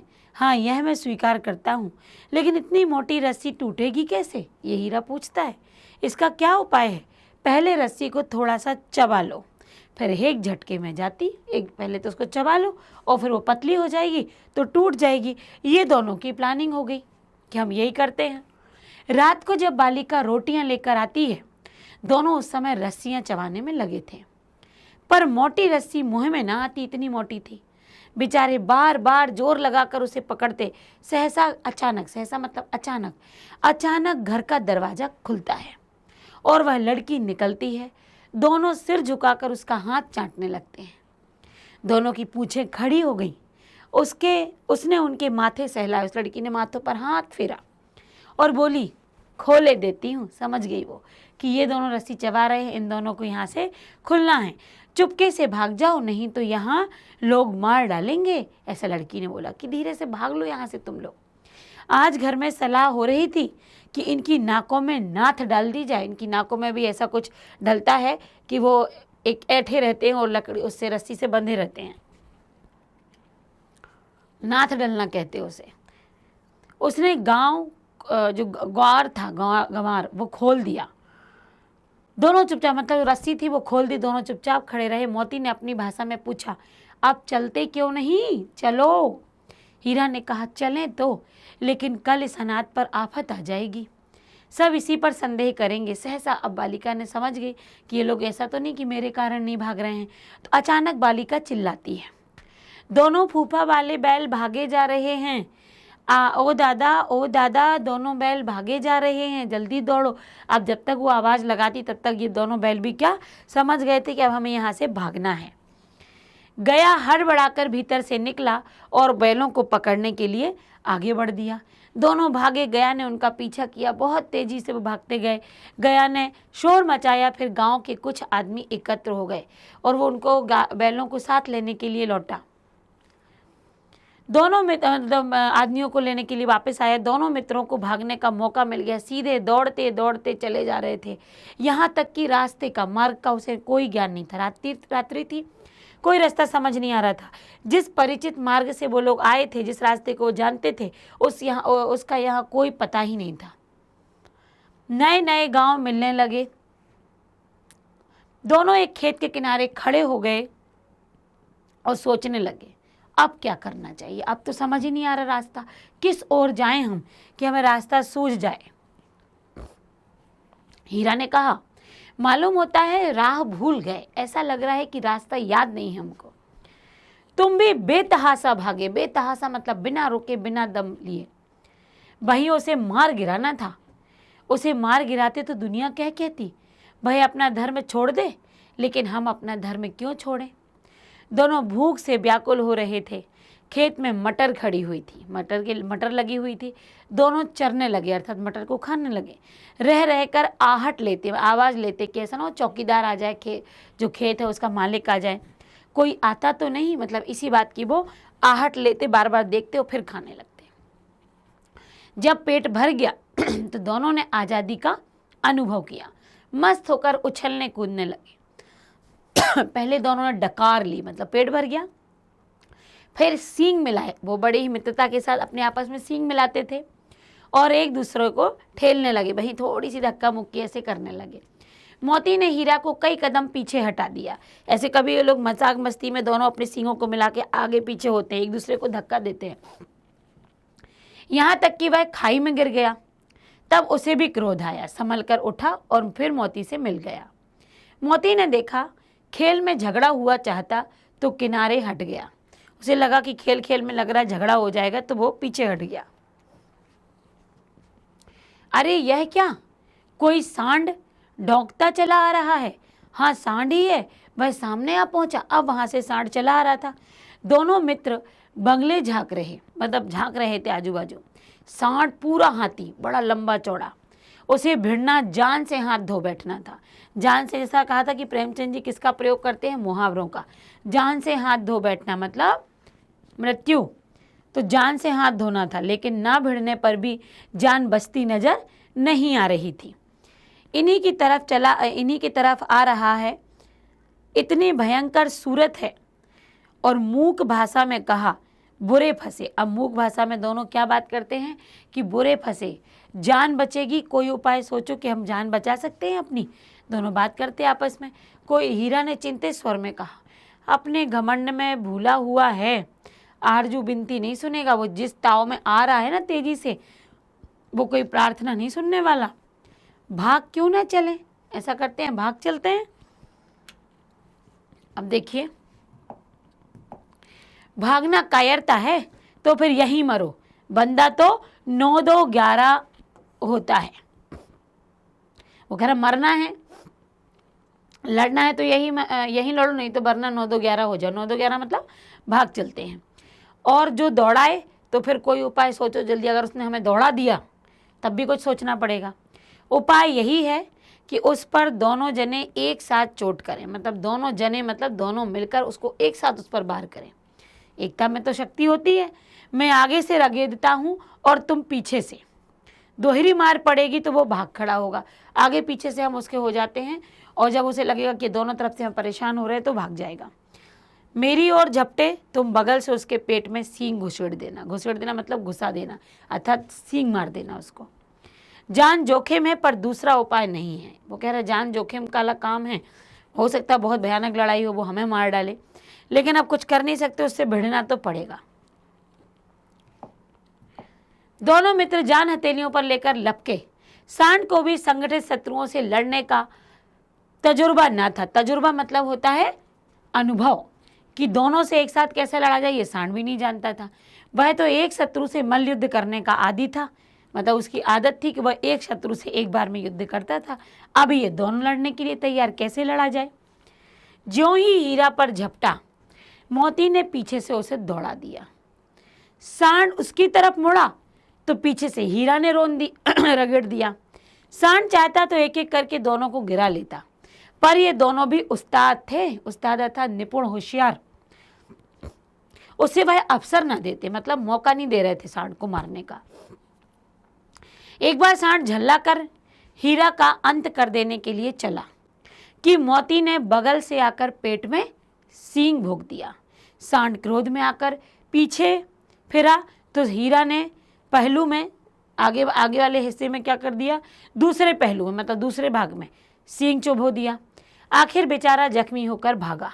दोनों मित्रों ने दूर तक उसका पीछा किया, यहाँ तक कि सांड बेदम होकर गिर पड़ा। तब दोनों ने उसे छोड़ दिया कि अब ये नहीं उठ पाएगा, अब इसे आराम से यहीं डला रहने दो। दोनों मित्र विजय के नशे में, मतलब अब उनकी जीत हो गई थी, नशे में झूमते चले जाते थे। मोती ने अपनी सांकेतिक भाषा में अर्थात संकेत इशारों के माध्यम से कहा, मेरा जी तो चाहता है कि बच्चा को मार ही डालूं, मतलब उस सांड को मार ही डालूं। हीरा ने तिरस्कार किया। हीरा समझदार था। हीरा ने कहा, गिरे हुए बैरी पर, गिरे हुए दुश्मन पर सींग ना चलाना चाहिए, उन पर वार नहीं करो, वो जमीन में पड़ा हुआ है। ये तो बढ़िया नियम फॉलो कर रहे थे। यह सब ढोंग है। कौन कहता है? मोती। बैरी को ऐसा मारना चाहिए कि फिर ना उठे। अरे तुम तो झूठ कह रहे हो, ढोंग है। शत्रु को तो मार डालो कि दोबारा उठ ना पाए। अब घर कैसे पहुंचेंगे वह सोचो, पहले कुछ खा लें तो सोचें। अब वो मोती कहता, कुछ खाने दोगे तो हम आगे की बात सोचते हैं। सामने मटर का खेत था ही, पहले भी मटर खा ही रहे थे, फिर ये लड़ाई झगड़ा हुआ, फिर भूख लगाई। मोती उसमें घुस गया। हीरा मना करता रहा पर उसने एक ना सुनी। अभी 2 ही 4 ग्रास मतलब कौर, बाइट, 2 ही 4 ग्रास खाए थे कि 2 आदमी लाठियां लेकर दौड़ पड़े। दोनों मित्रों को घेर लिया। हीरा तो मेड़ पर था। मेड़ मतलब आपके खेत का किनारा, जहां से वो भाग सकता था। हीरा तो मेड़ पर था, निकल गया। मोती सींचे हुए खेत में था, मतलब बिल्कुल बीच में। उसके खुर कीचड़ में धंसे। सींचे हुए मतलब जो गीला खेत था बीच में, उसके जो खुर थे, पैर थे, वो तो जो धंस गए थे कीचड़ में। ना भाग सका और उसे पकड़ लिया। हीरा ने देखा संगी मतलब साथी संकट में है, तो लौट पड़ा। फिर नहीं गया। वो चाहता तो बाहर खड़ा था, भाग जाता। फंसेंगे तो दोनों फंसेंगे। वो कह रहा है यदि हम अब फंस गए हैं तो दोनों साथ में ही फंसेंगे। रखवालों ने उसे भी पकड़ लिया। प्रातःकाल दोनों मित्र कांजी हाउस में बंद कर दिए गए। कांजी हाउस जहाँ पर जो इधर उधर आवारा पशु घूमते हैं, इधर उधर किसी के खेत में, किसी के घर में या जबरदस्ती रास्तों पर, उन्हें कांजी हाउस में बंद कर दिया। तो सुबह उसमें बंद कर दिया। दोनों मित्रों को जीवन में पहली बार ऐसा साबित पड़ा कि सारा दिन बीत गया और खाने को एक दिन का भी नहीं मिला। समझ में ना आता था कि यह कैसा स्वामी है जो कुछ खाने ही नहीं दे रहा, उस कांजी हाउस का। इससे तो गया फिर भी अच्छा था। यहाँ कई भैंसें थी, कई बकरियां, कई घोड़े, कई गधे। किसी के सामने चारा नहीं डला था खाने के लिए। सब जमीन पर मुर्दों की तरह पड़े थे, मतलब ऐसे लगता कि मर चुके हों। कई तो इतने कमजोर हो गए थे कि खड़े भी नहीं हो पा रहे थे। सारा दिन दोनों मित्र फाटक अर्थात गेट की तरफ टकटकी लगाए ताकते रहे, एक टक देखते रहे, गेट को देखते रहे, भागने का मौका ढूंढते रहे, पर कोई चारा लेकर ना आता दिखाई दिया। चारा देख रहे थे, भूख लग रही थी उनको। तब दोनों ने दीवार की नमकीन मिट्टी चाटनी शुरू कर दी। अब क्या करते, दोनों की भूख इतनी बढ़ रही थी कि दोनों ने क्या किया कि वो नमकीन मिट्टी, जो मिट्टी थी सौंधी सौंधी, उसको चाटना शुरू कर दिया। इससे क्या तृप्ति होगी, चाट तो रहे थे, क्या उससे पेट भरने वाला था। रात को भी जब कुछ भोजन ना मिला तो हीरा के दिल में विद्रोह की ज्वाला दहक उठी। मोती से बोला, अब तो नहीं रहा जाता मोती। अब हीरा को भी गुस्सा आया। मोती ने सिर लटकाए हुए जवाब दिया, मुझे तो मालूम था प्राण निकल रहे हैं। इतनी जल्द हिम्मत ना हारो भाई, यहाँ से भागने का कोई उपाय सोच लेंगे। मोती कहता, नहीं इतनी जल्दी नहीं, हम यहाँ से भागेंगे। आओ दीवार तोड़ डालें, मुझसे तो अब कुछ नहीं होगा। बस इसी बूते पर अकड़ते हैं। सारी अकड़ निकल गई। बाड़े की दीवार कच्ची थी। हीरा मजबूत तो था ही, अपने नुकीले सींग उसने दीवार पर घोंपना शुरू कर दिए। जाए तो मारा, मिट्टी का एक, मतलब जैसे वो मारा उसने, जैसे जोर से मारा तो मिट्टी का एक चिप्पड़ निकल आया, मतलब मिट्टी का एक टुकड़ा बाहर आ गया। फिर तो उसका साहस बढ़ गया, मतलब ये दीवार कमज़ोर है। उसने दौड़ दौड़ कर, पीछे होगा आगे हो जाए, दीवार पर चोटें की और हर चोट में थोड़ी थोड़ी मिट्टी गिरने लगी दीवार की। उसी समय कांजी हाउस का जो चौकीदार लालटेन लेकर जानवरों की हाजिरी, मतलब उनकी अटेंडेंस लेने आ गया। हीरा का उजड़पन देखकर उसने उसको कई डंडे रसीद कर दिया, अर्थात कई डंडे मार दिए। मोटी सी रस्सी से हीरा को बांध भी दिया। मोती ने पड़े पड़े कहा, आखिर मार खाई, क्या मिला जो तुम प्रयास कर रहे थे भागने का? अपने बूते भर तो जोर तो मार दिया, अब मतलब तुमने अपनी शक्ति से तो वो जोर लगा दिया उसको तोड़ने का। ऐसा जोर मारना किस काम का कि बंधन में पड़ गए। जोर तो मारता ही जाऊंगा, चाहे कितने भी बंधन पड़ते जाएं, जान से हाथ धोना पड़ेगा। हीरा कह रहा, मैं जोर तो लगाऊंगा अब यहाँ से निकलने के लिए। कुछ परवाह नहीं, यूं ही तो मरना ही है। सोचो दीवार खुद जाती तो कितनी जानें बच जाती। इतने भाई यहाँ बंद हैं, किसी की देह में जान तक नहीं है। 2-4 दिन और यही हाल रहा तो ये वो कह रहे हैं कि यहाँ, अब दोनों आपस में बातें कर रहे हैं कि देखो मैं निकलने का प्रयत्न कर रहा हूँ, देख रहे हो यहाँ कितने लोग कैसे पड़े हुए हैं, अगर 2-4 दिन नहीं निकले तो हम सब यहीं के यहीं मर जाएंगे। तो आगे वो कहते हैं, हाँ यह बात तो है। अच्छा तो ला, फिर मैं भी जोर लगाता हूँ। मोती ने भी दीवार में उसी जगह सींग मारा, थोड़ी सी मिट्टी और गिरी और हिम्मत बढ़ी। फिर तो दीवार में सींग लगाकर इस तरह जोर करने लगा मानो किसी प्रतिद्वंदी से लड़ाई हो रही, मतलब कोई विरोधी लड़ रहा हो। आखिर कोई 2 घंटे की जोर आजमाई के बाद, जोर लगाने के बाद दीवार ऊपर से लगभग 1 हाथ गिर गई। उसने दूनी शक्ति, अर्थात अब दुगनी शक्ति से दूसरा धक्का मारा तो आधी दीवार गिर गई। अब वहाँ जानवर थे वो इतना प्रयास नहीं कर रहे थे, लेकिन इन दोनों मित्रों ने प्रयास किया, वो भी अपने लिए नहीं, सभी के लिए। दीवार का गिरना था कि अधमरे से पड़े हुए सभी जानवर चेत उठे, सब में जान सी आ गई। तीनों घोड़ियां सरपट भाग निकली। जो घोड़ियां थी वो फटाफट उसको टूटा हुआ देखकर बाहर भाग गई। इसके बाद भैंसें भी खिसक गईं। गधे अभी तक ज्यों के त्यों खड़े थे, मतलब जो गधे थे, घोड़ियां तो निकल गई, जो गधे थे वो खड़े, वो टसका मसना हो, निकले ना वहाँ से। हीरा ने पूछा, तुम दोनों क्यों नहीं भाग जाते? एक गधे ने कहा, जो कहीं फिर पकड़ लिया जाए तो क्या हरज है, अभी तो भागने का अवसर है, अगर पकड़े गए तब देखा जाएगा। हमें तो डर लगता है, हम यहीं पड़े रहेंगे। ये किसने बोला? गधे ने। आधी रात से ऊपर जा चुकी थी। दोनों गधे अभी तक खड़े सोच रहे थे कि भागें या ना भागें, और मोती अपने मित्र की रस्सी तोड़ने में लगा हुआ था। जब वह हार गया तो हीरा ने कहा, तुम जाओ, मुझे यहीं पड़ा रहने दो, शायद कहीं भेंट हो जाए, फिर कभी मिल जाए। मोती ने आंखों में आंसू लाकर कहा, तुम मुझे इतना स्वार्थी समझते हो मित्र? हीरा, अब हम और तुम इतने दिनों से एक साथ हैं, आज तुम विपत्ति में पड़ गए तो मैं तुम्हें छोड़कर अलग हो जाऊँ? तुम क्या सोच रहे हो? अगर तुम नहीं निकल पाओगे तो मैं अकेला यहाँ से चला जाऊँगा? हम दोनों इतने लंबे समय से मित्र हैं। हीरा ने कहा, बहुत मार पड़ेगी, लोग समझ जाएंगे यह तुम्हारी शरारत है। मोती गर्व से बोला, जिस अपराध के लिए तुम्हारे गले में बंधन पड़ा, जिसके लिए तुमने मुझ पर, इसके लिए यदि अगर मुझ पर मार पड़े तो क्या चिंता? इतना तो हो ही गया है कि 9-10 प्राणियों की जान तो बच ही गई है। वे सब तो आशीर्वाद दुआएं देंगे हमको। यह कहते हुए मोती ने दोनों गधों को सींगों से मार मार कर कि निकलो बाहर, निकलो बाहर, दोनों को बाड़े के बाहर निकाला। तब अपने बंधु के पास जाकर वो सो रहा। अब जब उसका वो हीरा की रस्सी नहीं टूट रही, मोटी मोटी रस्सी, तो उसने क्या किया, मोती ने कहा कि नहीं, आप लोग तो जाओ, मैं अपने मित्र के साथ यहीं हूँ। और वह उसके साथ वहीं के वहीं सो गया। भोर होते ही, सुबह होते ही मुंशी और चौकीदार तथा अन्य कर्मचारियों में कैसी खलबली मच गई। इसके लिखने की ज़रूरत नहीं है कि जब उन्होंने देखा कि आधी दीवार टूट गई है, कोई जानवर नहीं है, फिर तो हाहाकार मच गई, जानवर कहाँ गए। बस इतना ही काफ़ी है कि मोती की खूब मरम्मत हुई, खूब मारा मोती को, और उसे भी मोटी रस्सी से बांध दिया गया।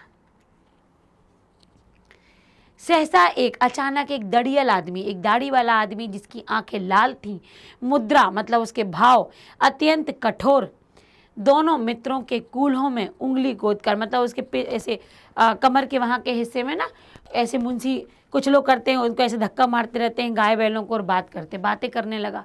उसका चेहरा देखकर अंतर्ज्ञान से दोनों मित्रों के दिल कांप उठे। वह कौन है, उन्हें क्यों इतना टटोल कर छू कर देख रहा है, इसमें कोई संदेह न हुआ। दोनों एक दूसरे को भीत नेत्रों से देखा और सिर झुका लिया। दोनों उस व्यक्ति का चेहरा देखकर, उसको जिस तरीके से वो देख रहा था छू छू कर, वो दोनों डर गए कि पता नहीं अब क्या होगा। दोनों ने एक दूसरे को भीगी आंखों से देखा और दोनों ने अपना सिर नीचे की ओर झुका लिया। हीरा ने कहा, गया के घर से नाहक भागे, मतलब गलत भागे, अब जान न बचेगी, अब लग रहा अब तो अपन मारे जाएंगे। मोती ने अश्रद्धा के भाव से उत्तर दिया, कहते हैं भगवान सबके ऊपर दया करते हैं, उन्हें हमारे ऊपर दया क्यों नहीं आती। भगवान के लिए हमारा मरना जीना दोनों बराबर है। चलो अच्छा ही है, कुछ दिन उसके पास तो रहेंगे। किसके पास? भगवान के पास। एक बार भगवान ने उस लड़की के रूप में हमें बचाया था, क्या अब ना बचाएंगे? अगर ये मुसीबत आई है तो क्या अब वो हमारी मदद नहीं करेंगे? यह आदमी छुरी चलाएगा, देख लेना, यह हमारे ऊपर छुरियां चलाएगा, तो क्या चिंता है? मांस, खाल, सींग, हड्डी सब किसी के काम में आ जाएंगे। आप लोग सुन रहे हैं कि ये बैलों की जो, इतना तो इंसान भी नहीं सोचते जितना यहाँ पर प्रेमचंद ने दो बैलों का सोच बताई है कि कोई बात नहीं, यदि हम मर भी गए तो हमारी मांस, हमारी खाल, सींग, हड्डी किसी के काम में तो आ जाएंगे। नीलाम हो जाने के बाद दोनों मित्र, अब नीलामी हो रही थी वहाँ जानवरों की, ये दोनों भी नीलाम हो गए। नीलाम क्या होती? बोली लगाई जाती है। एक दो व्यक्ति, 10 व्यक्ति, 15, 20, 25 जितने भी होंगे वो अपनी अपनी बोली लगाते हैं, और जो सबसे बड़ी बोली होती है वो वस्तु वो वहाँ पर वो उसको मिल जाता है। दोनों मित्र उस दड़ियल आदमी के साथ चले गए। दोनों की बोटी बोटी मतलब अंग अंग क्या हो रहा था? कांप रही थी। बेचारे पांव तक ना उठा सकते थे, भय के मारे गिरते पड़ते बस भागे जा रहे थे डर के मारे, क्योंकि जरा भी यदि धीमी गति से चल पड़े तो वो एक बार फिर से डंडा मार देगा। और ये दोनों बैल बहुत पिट चुके थे और उनको खाने भी नहीं मिला था, तो दोनों बहुत कमज़ोर भी थे। रास्ते में गाय बैलों का एक रेवड़, एक झुंड हरे भरे हार मतलब खेत में चरता नजर आया। सभी जानवर प्रसन्न थे, चिकने चपल, मतलब वो एकदम स्वस्थ थे। कोई उछलता तो कोई आनंद से बैठकर पागुर करता, मतलब आवाज निकालता। कितना सुखी जीवन था इनका, पर कितने स्वार्थी हैं हम सब। किसी को चिंता नहीं कि वो कह रहे हैं कि ये सारे कितने प्रसन्न जानवर हैं, लेकिन कितने स्वार्थी हैं। क्या इन्हें चिंता नहीं कि इनके साथ के 2 भाई बाधिक के हाथ पड़े कैसे दुखी हैं? क्या ये लोग देख नहीं पा रहे, सोच नहीं पा रहे कि हम दोनों इस व्यक्ति के साथ जा रहे हैं, हम भी तो इन्हीं के भाई हैं। सहसा दोनों को ऐसा मालूम हुआ कि यह परिचित रहा है। अचानक उन जानवरों से, उन पशुओं से नजरें हटकर रास्ते पर नजर गई तो दोनों को ऐसा लगा, अरे ये रास्ता तो बड़ा जाना पहचाना लग रहा है। हाँ, इसी रास्ते से गया हमें ले गया था। वही खेत हैं, वही गांव हैं, वही बाग हैं, और प्रति क्षण उनकी चाल तेज होने लगी। लगातार वो और तेज गति से चलने लगे। सारी थकान, सारी दुर्बलता, सारी कमजोरी गायब हो गई। आह, यह लो, अपना ही हार आ गया। अब उन्होंने देखा, अरे ये तो हमारा खेत आ गया, हम सही रास्ते जा रहे हैं। इसी कुएं पर हम पुर चलाने आया करते थे। पुर ऐसा चक्र होता है जिसमें वो चलाते हैं, पानी जिससे निकलता है और खेतों में सिंचाई होती है, यही वो कुआं है। अब वो सब कुछ पहचान गए। अब जैसे अपना घर आता है तो हम सारी थकान भूल जाते हैं, ये भी थकान भूल गए। मोती ने कहा, हमारा घर नगीज आ गया, अर्थात हमारा घर नज़दीक आ गया है। हीरा बोला, भगवान की दया है। मैं तो अब घर भागता हूँ, यह जाने देगा। अब वो आंसर करती है, यह जाने देगा, इसे मैं मार गिराता हूँ। नहीं नहीं, दौड़कर थान पर चलो, वहाँ से हम आगे ना जाएंगे, वहाँ से हम आगे बढ़ेंगे ही नहीं। दोनों उन्मत्त होकर बछड़ों की भांति, जैसे बछड़े कुलेल करते हैं, उछलते हैं, कूदते हुए जाते हैं, बछड़ों की भांति घर की ओर दौड़े। भाई हमारा थान है। दोनों दौड़कर अपने थान पर आए और खड़े हो गए। दड़ियल बैल भी पीछे पीछे दौड़ा चला। दड़ियल आदमी, बैल नहीं, दड़ियल आदमी, दाढ़ी वाला बैल नहीं होता, आदमी होता है। वो भी पीछे पीछे भाग रहा था। झूरी द्वार पर बैठा धूप खा रहा था, धूप सेक रहा था। बैलों को देखते ही दौड़ा और उन्हें बारी बारी से गले लगाने लगा। मित्रों की आंखों से आनंद के आंसू बहने लगे और झूरी का हाथ दोनों के दोनों मित्र चाट रहे थे। क्यों चाट रहे थे?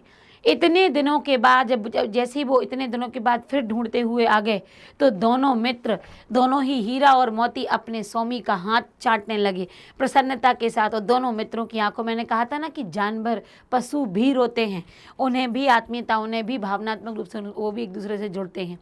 दड़ियल ने जाकर बैलों की रस्सियाँ पकड़ ली। अब दड़ियल पीछे ही आ रहा था। झूरी ने कहा, मेरे बैल हैं।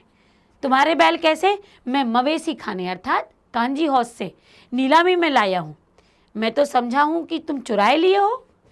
चुपके से चले जाओ, मेरे बैल हैं, मैं बेचूंगा तो बिकेंगे। अब ऐसा झूरी ने बड़ी हिम्मत करके बोला, किसी को मेरे बैल नीलाम करने का क्या अधिकार है? ये मेरे बैल हैं। जाकर थाने में रपट कर दूंगा, मतलब मैं जाकर आपकी रिपोर्ट लिखवा दूंगा कि आप मेरे बैलों को ले जा रहे हो। मेरे बैल हैं, इसका सबूत है कि मेरे द्वार पर खड़े हैं। अगर ये मेरे दरवाजे पर आए हैं तो ये किसके बैल हैं? ये मेरे बैल हैं। दड़ियल झल्ला कर बैलों को जबरदस्ती पकड़ ले जाने के लिए बढ़ा। उसी वक्त मोती ने सींग चलाया। दड़ियल पीछे हटा, मोती ने और उसे पीछे किया। दड़ियल भागा, मोती और उसके पीछे भागता गया, उसको डराता गया। और गांव के बाहर निकल, जब वो दड़ियल गांव के बाहर निकल गया, तब मोती ने सांस ली। भय खड़ा दड़ियल का रास्ता फिर भी देखता रहा कि दोबारा आएगा तब भी मैं इसे रगेड़ूंगा। दड़ियल दूर खड़ा धमकियां दे रहा था, गालियां निकाल रहा था, पत्थर फेंक रहा था। और मोती विजयी शूर की भांति उसने जंग हासिल कर ली, उसने जीत लिया उस जंग को। तो क्या एक सूरवीर की भांति उसका रास्ता रोके खड़ा था कि तू आ, देखता हूं मैं। गांव के लोग यह तमाशा देख रहे थे और हंस भी रहे थे। जब दड़ियल हार कर चला गया तो मोती अकड़ता हुआ लौटा, बड़ी अपनी शान में, जोश में। हीरा ने कहा, मैं डर रहा था कि कहीं तुम गुस्से में आकर उसे मार न डालो। अगर वह मुझे पकड़ता तो मैं बेमारे ना छोड़ता, फिर तो मैं उसे मारता, ऐसा मोती ने कहा। अब ना आएगा, आएगा तो दूर से ही खबर लूंगा, देखो कैसे ले जाता है। जो गोली मरवा दे, मर जाऊंगा पर उसके काम तो ना आऊंगा।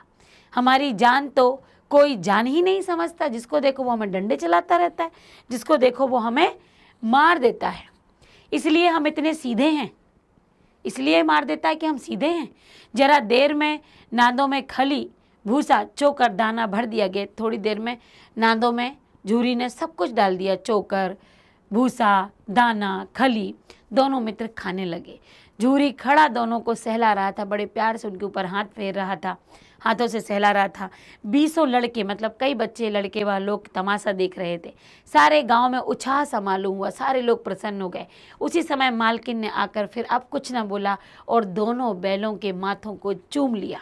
तो चलते हैं, देर न करते हुए हम करते हैं पाठों का अभ्यास। 2 बैलों की कथा, पाठ 1, प्रश्न अभ्यास।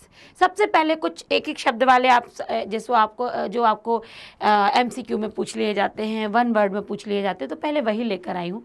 2 बैलों की कथा पाठ के लेखक का नाम बताइए। तो 2 बैलों की कथा पाठ के लेखक का नाम ये कौन है, पहचानिए। तो मुंशी प्रेमचंद। 2 बैलों के जो पाठ के लेखक हैं वो हैं मुंशी प्रेमचंद। फिर है, बछिया के ताऊ की पदवी किसको प्राप्त है? बताइए, पाठ में आया था, बछिया के ताऊ किसको कहा गया है? बछिया के ताऊ कहा गया है बैल को। अगला प्रश्न है, हीरा मोती के मालिक का नाम क्या था? जो उनका सही रियल मालिक था, पहला मालिक, वो था झूरी, झूरी काछी पूरा नाम। अगला है, गया के घर से जब दोनों बैल भागे तो उनके गले में क्या लटक रहा था? उनके गले में लटक रहा था गराव, गराव, गराव। फिर है, दोनों बैलों को कहाँ बंद कर दिया गया? दोनों बैल कहाँ बंद हो गए थे? कांजी हौज में बंद हो गए थे दोनों बैल, कांजी हौज।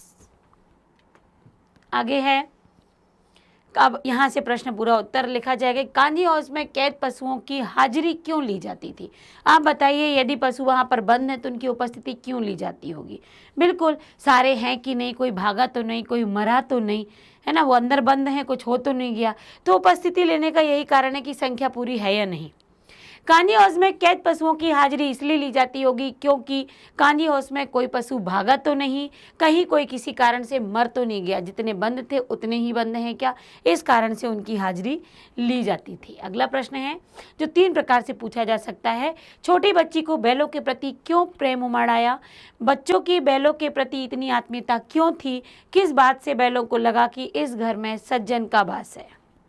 तो देखिएगा कि किस बात से लगा था छोटी बच्ची का बैलों के प्रति प्रेम का क्या कारण था, क्योंकि सौतेली माँ उस बच्ची को भी मारती थी।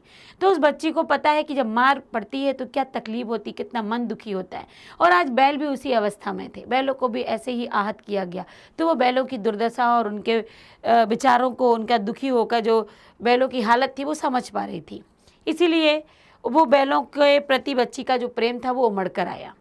छोटी बच्ची का बैलों के प्रति प्रेम उमड़ आया क्योंकि छोटी बच्ची की माँ सौतेली थी, वह बच्ची को मारती पीटती थी, वह समझती थी कि इस प्रकार की यातनाओं से शरीर और मन पर क्या प्रभाव पड़ता है। और यही हाल बैलों का भी था, जिन पर अत्याचार हो रहा था, और बैलों को इस प्रकार दुखी देखकर उस छोटी बच्ची की भी बैलों के प्रति प्रेम उमड़ आया। अगला है, कहानी में बैलों के माध्यम से कौन कौन से नीति विषयक मूल्य उभर कर आए हैं? बैलों के माध्यम से लेखक किन मूल्यों को बताना चाहता है जो मनुष्य में भी होना चाहिए?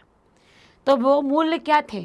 आत्मीयता होनी चाहिए, एक दूसरे के प्रति स्नेह का भाव होना चाहिए, एक दूसरे के प्रति जो हम सहानुभूति या मदद का भाव होना चाहिए, संघर्ष हमें करते रहना चाहिए। मित्रों की जो कुछ बातें हैं जो मनुष्यों में भी होना चाहिए वो निम्न हैं।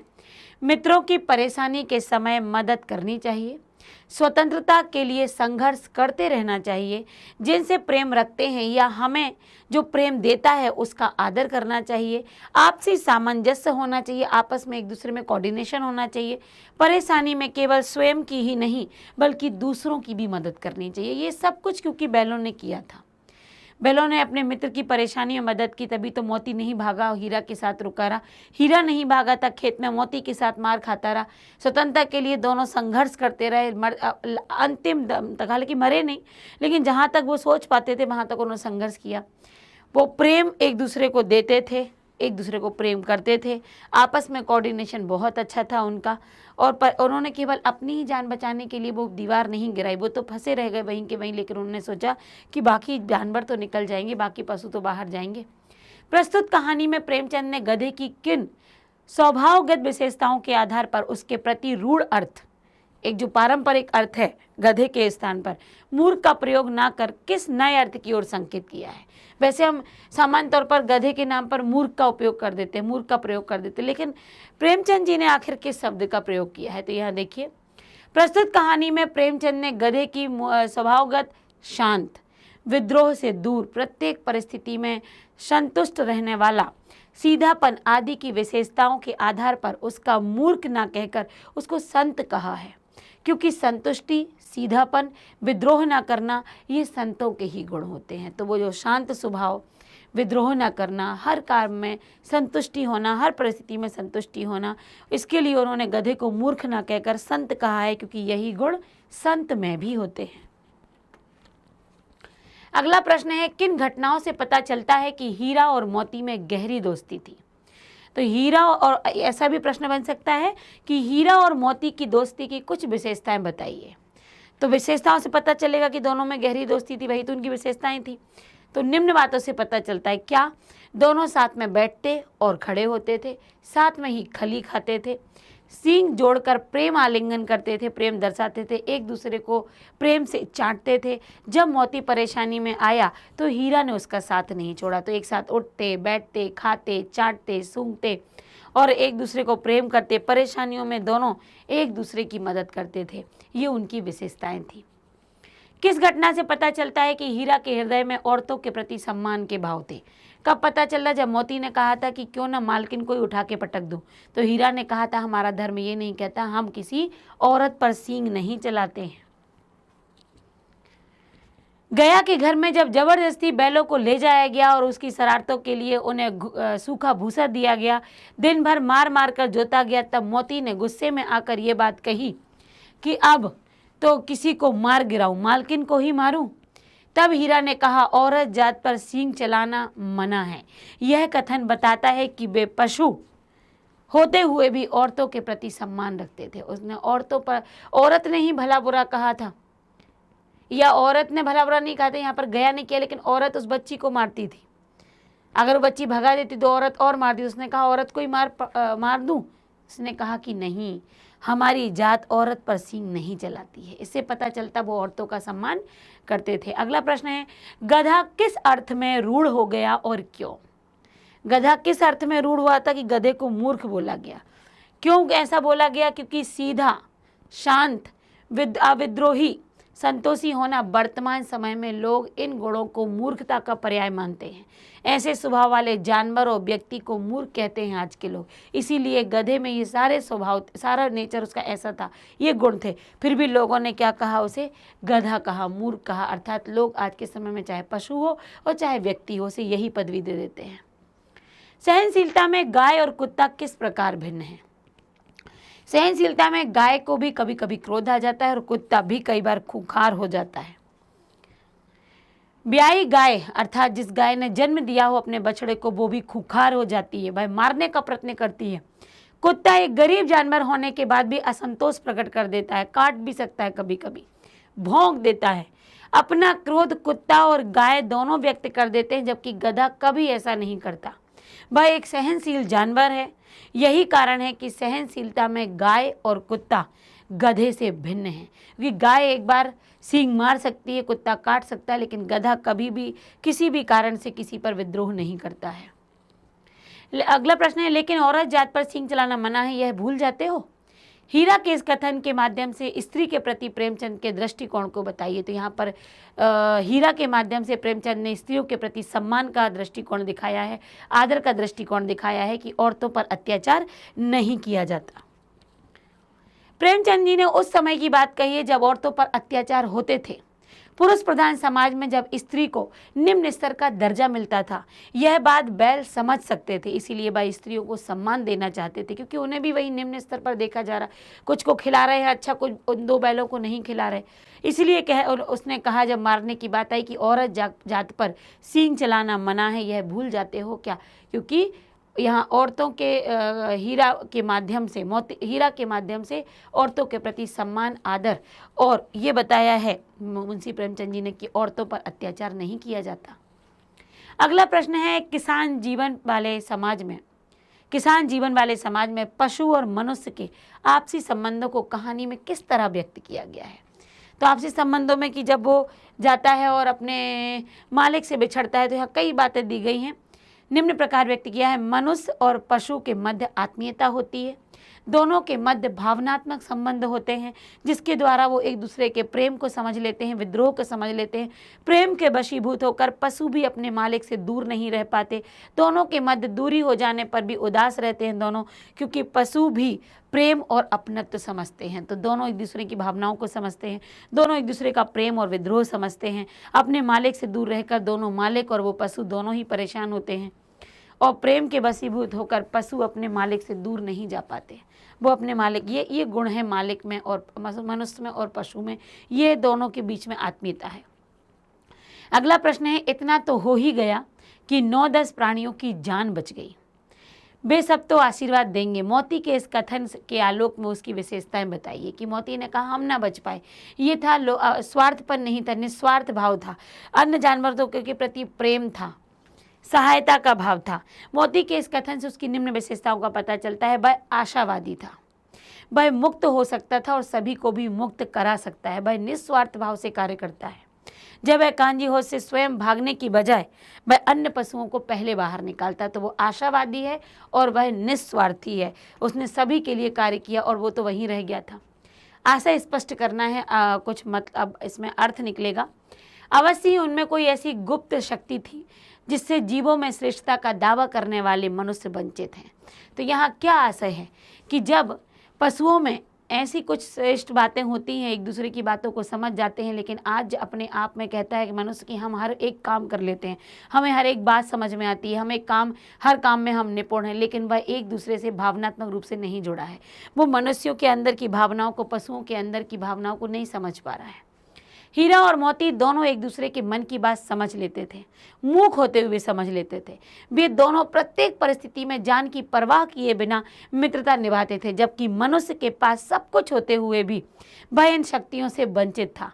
श्रेष्ठ होते हुए भी कुछ भावनाओं से वह पशुओं से पीछे था, क्योंकि अपनत्व की भावना, आत्मीयता की भावना, मनुष्यत्व ये उसके अंदर अब नहीं रह गया था, और इन सभी गुणों से वह क्या था? पशुओं से पीछे था। उस एक रोटी से उनकी भूख तो क्या शांत होती, पर दोनों के हृदय को मानो भोजन मिल गया, क्योंकि जहाँ उनका हृदय आहत हो रहा था, शरीर को कष्ट हो रहा था, बात अलग है। जहाँ उनका अपमान हुआ, मन आहत हुआ, वहाँ एक बच्ची आत्मीयता दिखाती है तो मन, पेट तो नहीं भरा लेकिन मन जरूर तृप्त हो गया उनका, कि किसी ने तो अपनापन दिखाया। गया ने जब हीरा मोती को जबरदस्ती बांध कर रखा तो हीरा मोती ने इस अपमान के कारण भोजन नहीं किया। वह भूखे थे। तभी एक छोटी लड़की ने आकर 2 रोटी दोनों को खिलाई, एक एक रोटी दोनों को खिलाई।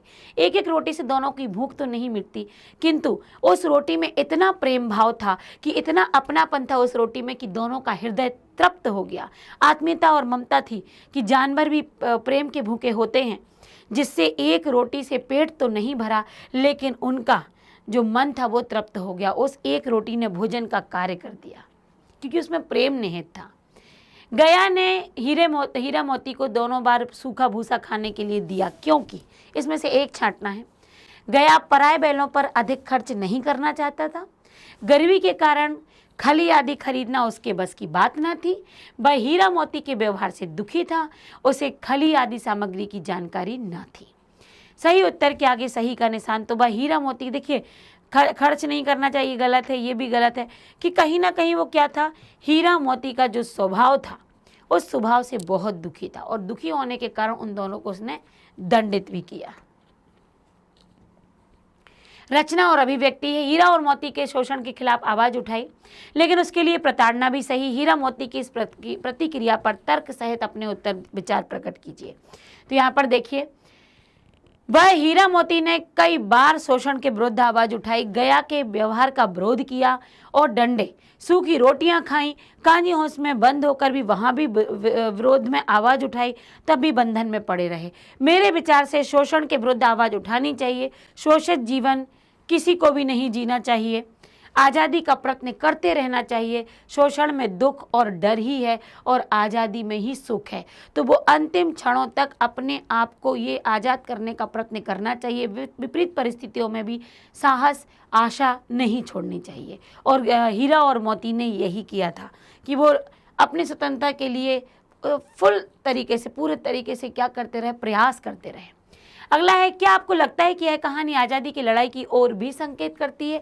क्योंकि जब मुंशी प्रेमचंद जी ने ये लिखा है, उस समय का माहौल क्या था, और उन्होंने आज़ादी, उस समय जो आंदोलन चल रहा था उसमें भी उनका योगदान था। तो कहीं ना कहीं ये कहानी आज़ादी की ओर संकेत करती है, क्योंकि हीरा और मोती जब भी गुलाम हुए, उनके माध्यम से प्रेमचंद अंग्रेजों के अत्याचारों की ओर हमारा ध्यान ले जाना चाह रहा था। मनुष्य और पशु के माध्यम से वो बताना चाह रहे थे कि कैसे अत्याचार अंग्रेजों ने किए भारतीयों पर। उन्होंने कहा भी है कि स्वतंत्रता सहज नहीं मिलती, इसके लिए निरंतर संघर्ष करना पड़ता है, निरंतर मेहनत करनी पड़ती है। इस प्रकार अप्रत्यक्ष रूप से भी इस कहानी के माध्यम से मुंशी प्रेमचंद जी ने आज़ादी की भावना दिखाई, सिखाई, पढ़ाई।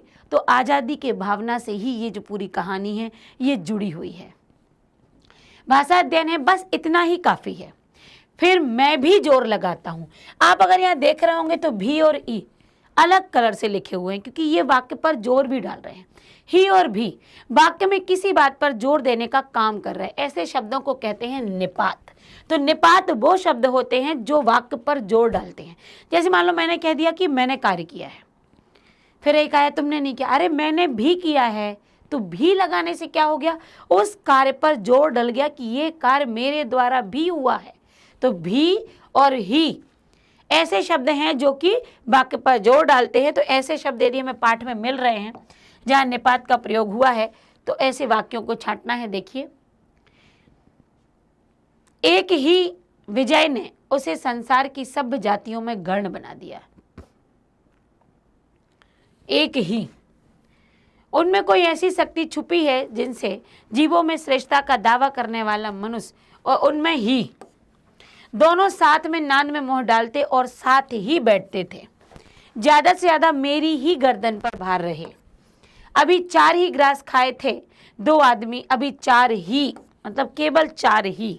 तो ये क्या कर रहे, ही और भी वाक्य पर जोर डाल रहे हैं। मतलब ये कौन से शब्द हुए, ये निपात हुए। अब भी वो ही वाले थे, ये भी निपात है। कुत्ता भी बहुत गरीब जानवर है। गधे को सुख दुख व हानि लाभ भी दशा में बदलते नहीं देखा। 4 बातें सुनकर गम खा जाते फिर भी बदनाम है। गांव के इतिहास में यह घटना अभूतपूर्व न होने पर भी महत्वपूर्ण है। झूरी इन्हें फूल की छड़ी से भी ना छूता था। ये क्या है, ये सारे के सारे निपात शब्द हैं जो वाक्यों पर क्या करते हैं, जो वाक्यों पर जोर डालते हैं। रचना के आधार पर वाक्य भेद बताइए, उपवाक्य छांटकर उनके भी भेद लिखिए। तो यहाँ पर देखिए, दीवार का गिरना था कि अधमरे से पड़े हुए सभी जानवर चेत पड़े। और जब हम की लगा देते हैं तो वाक्य क्या हो जाता है, जुड़ जाता है। और जब 2 वाक्य एक साथ जुड़ जाते हैं तो वो होता है संयुक्त वाक्य। ये संयुक्त वाक्य हो गया। अब जो उपवाक्य है कि अधमरे से पड़े हुए सभी जानवर क्या हो गए, चेत गए, तो क्या था ये संज्ञा उपवाक्य है, क्योंकि यहाँ पर जानवर की बात की गई है और दीवार ये संज्ञा है। सहसा एक दड़ियल आदमी जिसकी आंखें लाल थी और मुद्रा कठोर। और भी जब जुड़ता है तब भी कौन सा वाक्य होता है, 2 वाक्यों को यहाँ पर जोड़ा गया है।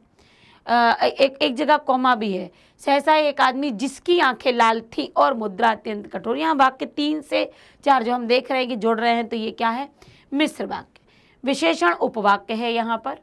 ठीक, सहसा एक दड़ियल आदमी जिसकी आंखें लाल थी, मुद्रा अत्यंत कठोर, तो क्या है बताया, दड़ियल आदमी, तो क्या बताया यहाँ पर, विशेषण, तो विशेषण उपवाक्य है ये। हीरा ने कहा गया के घर से नाहक भागे। हीरा ने कहा, तो ये मिश्र वाक्य है, संज्ञा उपवाक्य है। यहाँ पर हीरा जो कि क्या बता रहा है, एक नाम है, संज्ञा शब्द है।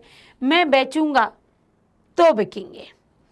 अब यहाँ पर 2 वाक्य हैं और तो से जुड़ गया, तो यहाँ पर और बेचूंगा बिकेंगे और क्रिया की विशेषता, अगर वह मुझे पकड़ता तो मैं बेमारे ना छोड़ता। तो क्या हुआ यहाँ पर, ये अगर वह मुझे पकड़ता तो वाक्य, 2 वाक्य को जोड़ रहा है, तो क्या हुआ, ये संयुक्त वाक्य हुआ।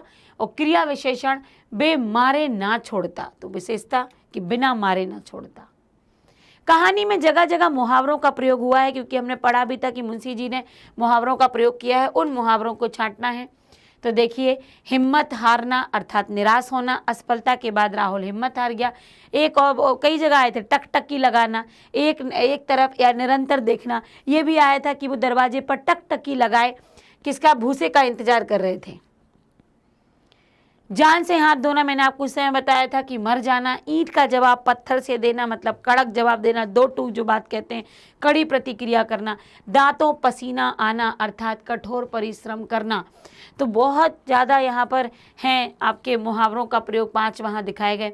अब यहाँ से वो शब्द हैं जो आपके पाठ में कठिन थे, मैं बीच बीच में बताती गई, यदि कुछ छूट गाते हैं तो मैंने यहाँ पर सबको एकत्र कर दिया है। देखिए, ब्याही मतलब जिसने बच्चे को जन्म दिया हो। विषाद मतलब होता है दुख। चौकस मतलब चौकन्ना। मूक भाषा शांत चुप या जो शांत रहकर बोली जाती है।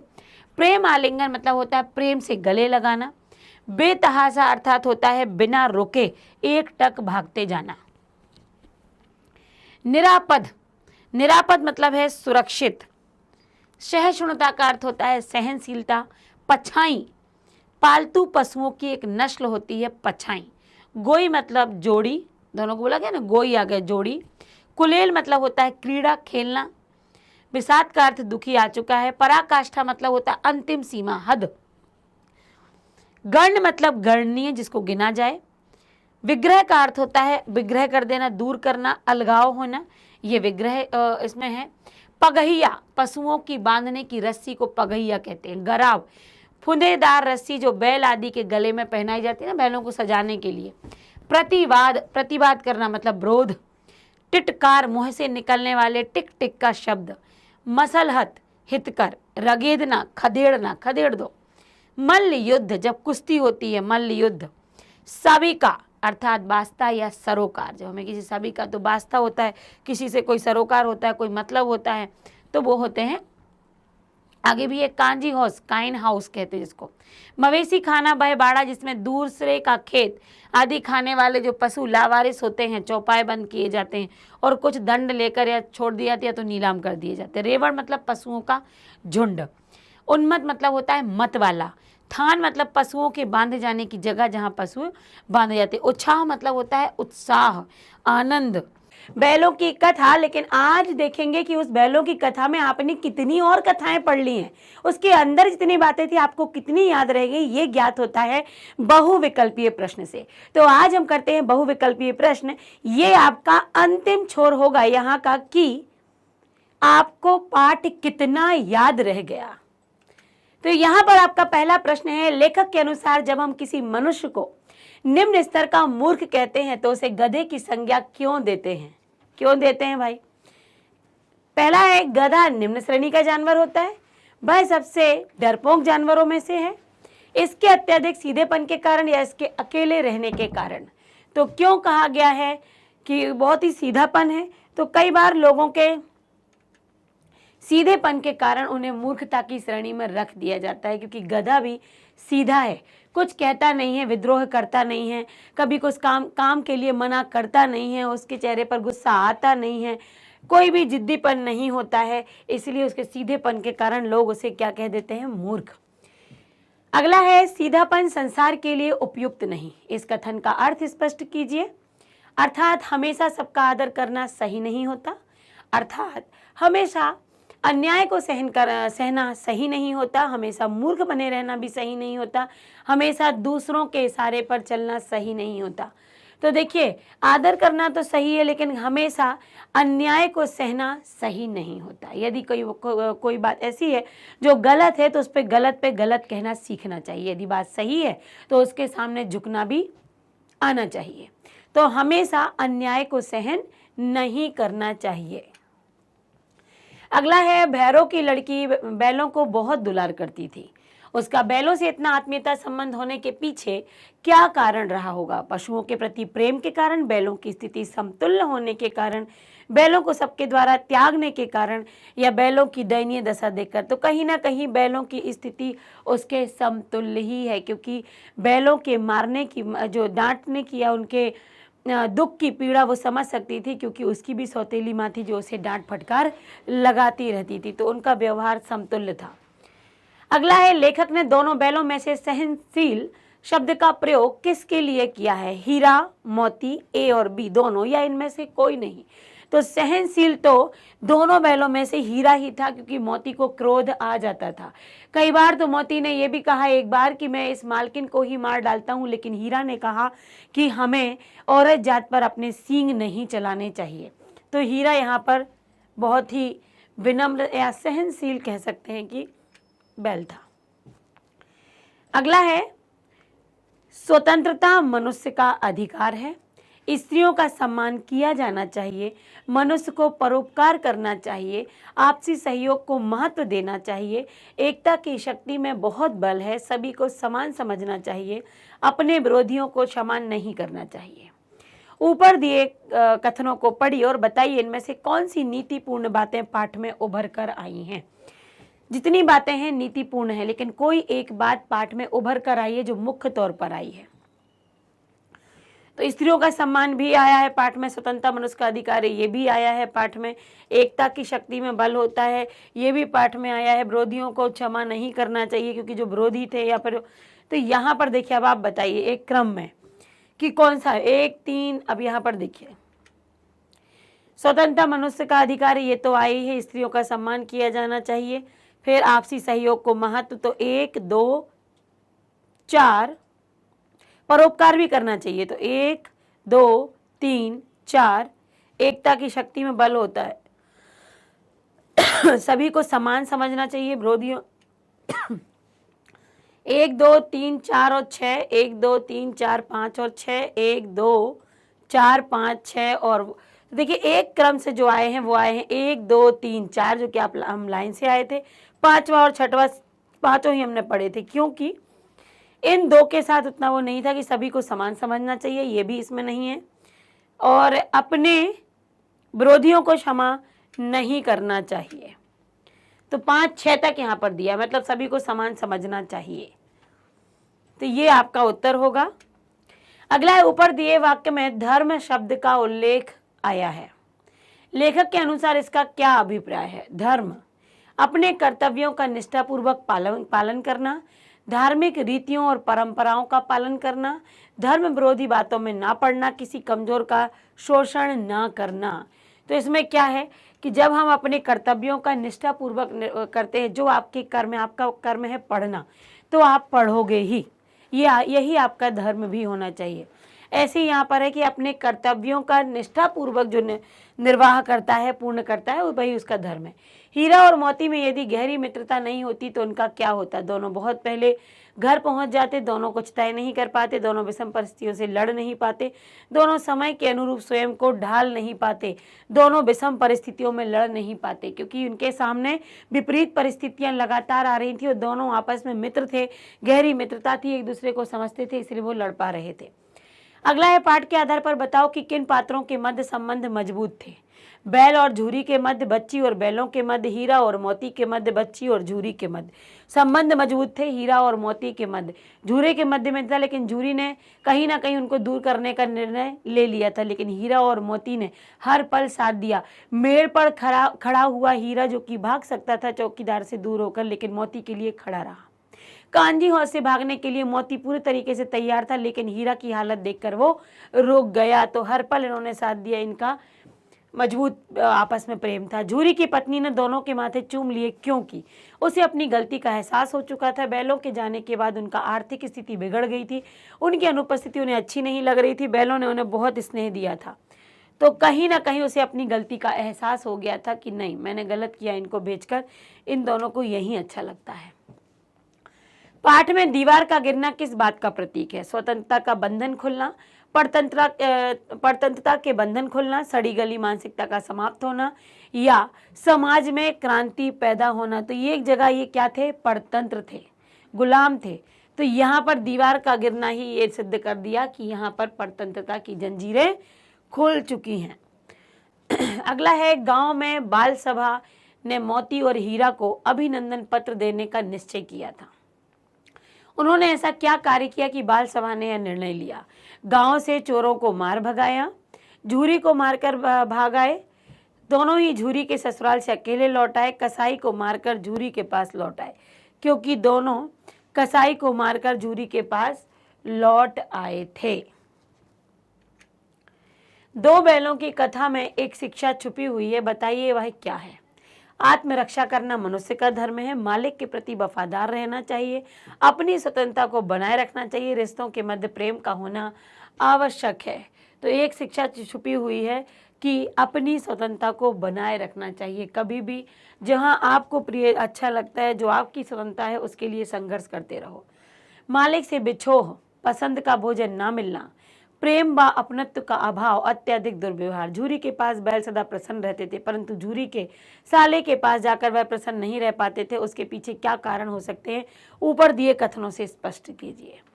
तो उनसे पसंद का भोजन न मिल पाना, तो यहाँ पर देखिए 1 और 2 है, 2 और 4 है, या 1 2 3 है, 1 2 3 4 है। सॉरी, आंसर दिख गया आपको। देखिए, मालिक से विछोह उन्हें पसंद नहीं था, पसंद का भोजन बिल्कुल नहीं मिल रहा था, अपनत्व भी नहीं था, और जो दुर्व्यवहार किया जा रहा था कि कड़क मोटी रस्सी से बांध दिया, कस के बांध दिया, ये भी तो यहाँ पर लगभग जितने हैं वो सारे सही हैं, क्योंकि ये व्यवहार उनके साथ हुए थे। हीरा और मोती के जीवन में इतनी विषम परिस्थितियां आई, परंतु इन विषम परिस्थितियों का प्रभाव उनके मध्य एक चीज को नहीं हिला पाया। पाठ के आधार पर बताइए वह क्या। उनका विश्वास, उनकी मित्रता, उनका बल, उनका व्यक्तित्व। उनकी मित्रता कहीं नहीं डगमगाई, तो क्या चिंता इतना हो गया कि 9-10 प्राणियों की जान बच गई, वे सब तो आशीर्वाद दे देंगे। मोती के इस कथन में किस बात पर बल दिया गया? स्वहित की चिंता करते हुए कार्य करो, देश के प्रति वफादारी का भाव रखो, परहित के लिए सदैव तत्पर रहो, जीवन में कष्टों की अनदेखी करते हुए निरंतर आगे बढ़ो, तो दूसरों के हित के लिए भी हमेशा आगे रहो। उन्होंने कहा चलिए हम नहीं जा पा रहे हैं बाहर तो क्या हुआ, इतने सारे पशु तो कम से कम हमने यहाँ से निकाल दिए, दूसरों का भला तो किया। बच्ची ने अपने पिता के विरुद्ध जाकर हीरा और मोती को भगा दिया। ऐसा करने के पीछे क्या कारण था? अपनी सौतेली माँ से बदला लेने के लिए, अपने फूफा जी की सहायता करने के लिए, बैलों को मरने से बचाने के लिए, पिता को हत्या के पाप से बचाने के लिए। तो जब बैल भूखे थे तो क्या होते, वो मर जाते, तो बैलों को मरने से बचाने के लिए बच्ची ने ऐसा किया। परोपकार और वात्सल्य के भाव होने की कोई उम्र नहीं होती। यह ऐसे भाव हैं जो मनुष्य में छोटे से ही विद्यमान रहते। बताइए ये दोनों भाव पाठ के किस पात्र के अंदर थे? झूरी झूरी की पत्नी, भैरव की बेटी, तो भैरव की बेटी के अंदर उतने छोटी उम्र में भी वात्सल्य, प्रेम और परोपकार की भावना थी। सभी जानवर प्रसन्न थे, चिकने चपल, कोई उछलता था तो कोई आनंद से बैठा पागुर करता था। कितना सुखमय जीवन था इनका, पर कितने स्वार्थी हैं सब, किसी को चिंता नहीं। उनके 2 भाई बधिक के हाथ पड़े कैसे दुखी हैं। ऊपर दिए गद्यांश को पढ़िए और बताइए लेखक इसमें क्या दर्शाना चाहता है। गुलाम भारत में भारतीयों का व्यवहार, भारत की संकीर्ण सोच, दोनों की दयनीय दशा, यह जीवन का कड़वा सच। चूंकि प्रेमचंद जी के द्वारा लिखी हुई ये कहानी कहीं ना कहीं हमारे आज़ादी स्वतंत्रता के लिए है, देश की जो कठिन परिस्थितियां थी उनको बताने के लिए है, देश जब गुलामी की जंजीरों में फंसा था और कैसे संघर्ष किया गया वो बताने के लिए है। तो ये उत्तर भी वही जाता है कि गुलाम भारत में भारतीयों का व्यवहार जो था वो। प्रस्तुत कहानी में किसने शोषण के विरुद्ध आवाज उठाई थी? हीरा मोती या बालिका? तो यहाँ पर ये मोती का जो व्यवहार था, मोती ने आवाज उठाई थी, क्योंकि यहाँ हीरा तो चुपचाप था। मोती ने ही उकसाया कि नहीं हमें तो चलना है अपने घर वापस। सांड को भी संगठित शत्रुओं से लड़ने का तजुर्बा नहीं था। ऊपर दिए कथन में लेखक का संगठित कहने के पीछे क्या अभिप्राय है? संगठित, एकता की शक्ति को दिखाना, एकता का दिखाना, शत्रुओं को की शक्ति को दर्शाना या शत्रुओं के प्रभाव को। तो एकता की शक्ति को दिखाना कि वो दोनों बैल एक साथ लड़ने को रेडी थे, इसलिए सांड भी उनसे डर गया, उनसे लड़ने की ताकत नहीं थी। और यहाँ पर पाठ का जो बहुविकल्पीय प्रश्न थे वो समाप्त हुए। तो एक बार फिर से पूरा का पूरा पाठ आपकी आंखों के सामने आ गया होगा, क्योंकि बहुविकल्पीय प्रश्न वो होते हैं जो पाठ के हर कोने से प्रश्न लेकर आते हैं। इससे ये ज्ञात हो जाता है कि पाठ कितना बारीकी से हमने पढ़ा और कितना हमको याद भी हो गया। तो यहाँ जाकर जहाँ हमने एक वीडियो में पूरा पाठ पढ़ा था, फिर हमने अभ्यास किए थे, इस वीडियो में जाकर आपको पता लग गया कि आपको पूरा पाठ याद हो गया है। कहीं से कोई कुछ भी पूछ ले, MCQ में पूछे या फिर रिटन में पूछे, हम आराम से उत्तर दे सकते। मुझे ऐसी उम्मीद है कि आप यही सोच रहे होंगे, क्योंकि आपसे ये बिल्कुल बनने वाला पाठ है। आप रेडी हो अपनी परीक्षा के लिए, आगे की परीक्षाओं के लिए भी। तो पाठ कंप्लीट हुआ और आपका समझना, याद रखना भी पूर्ण हुआ।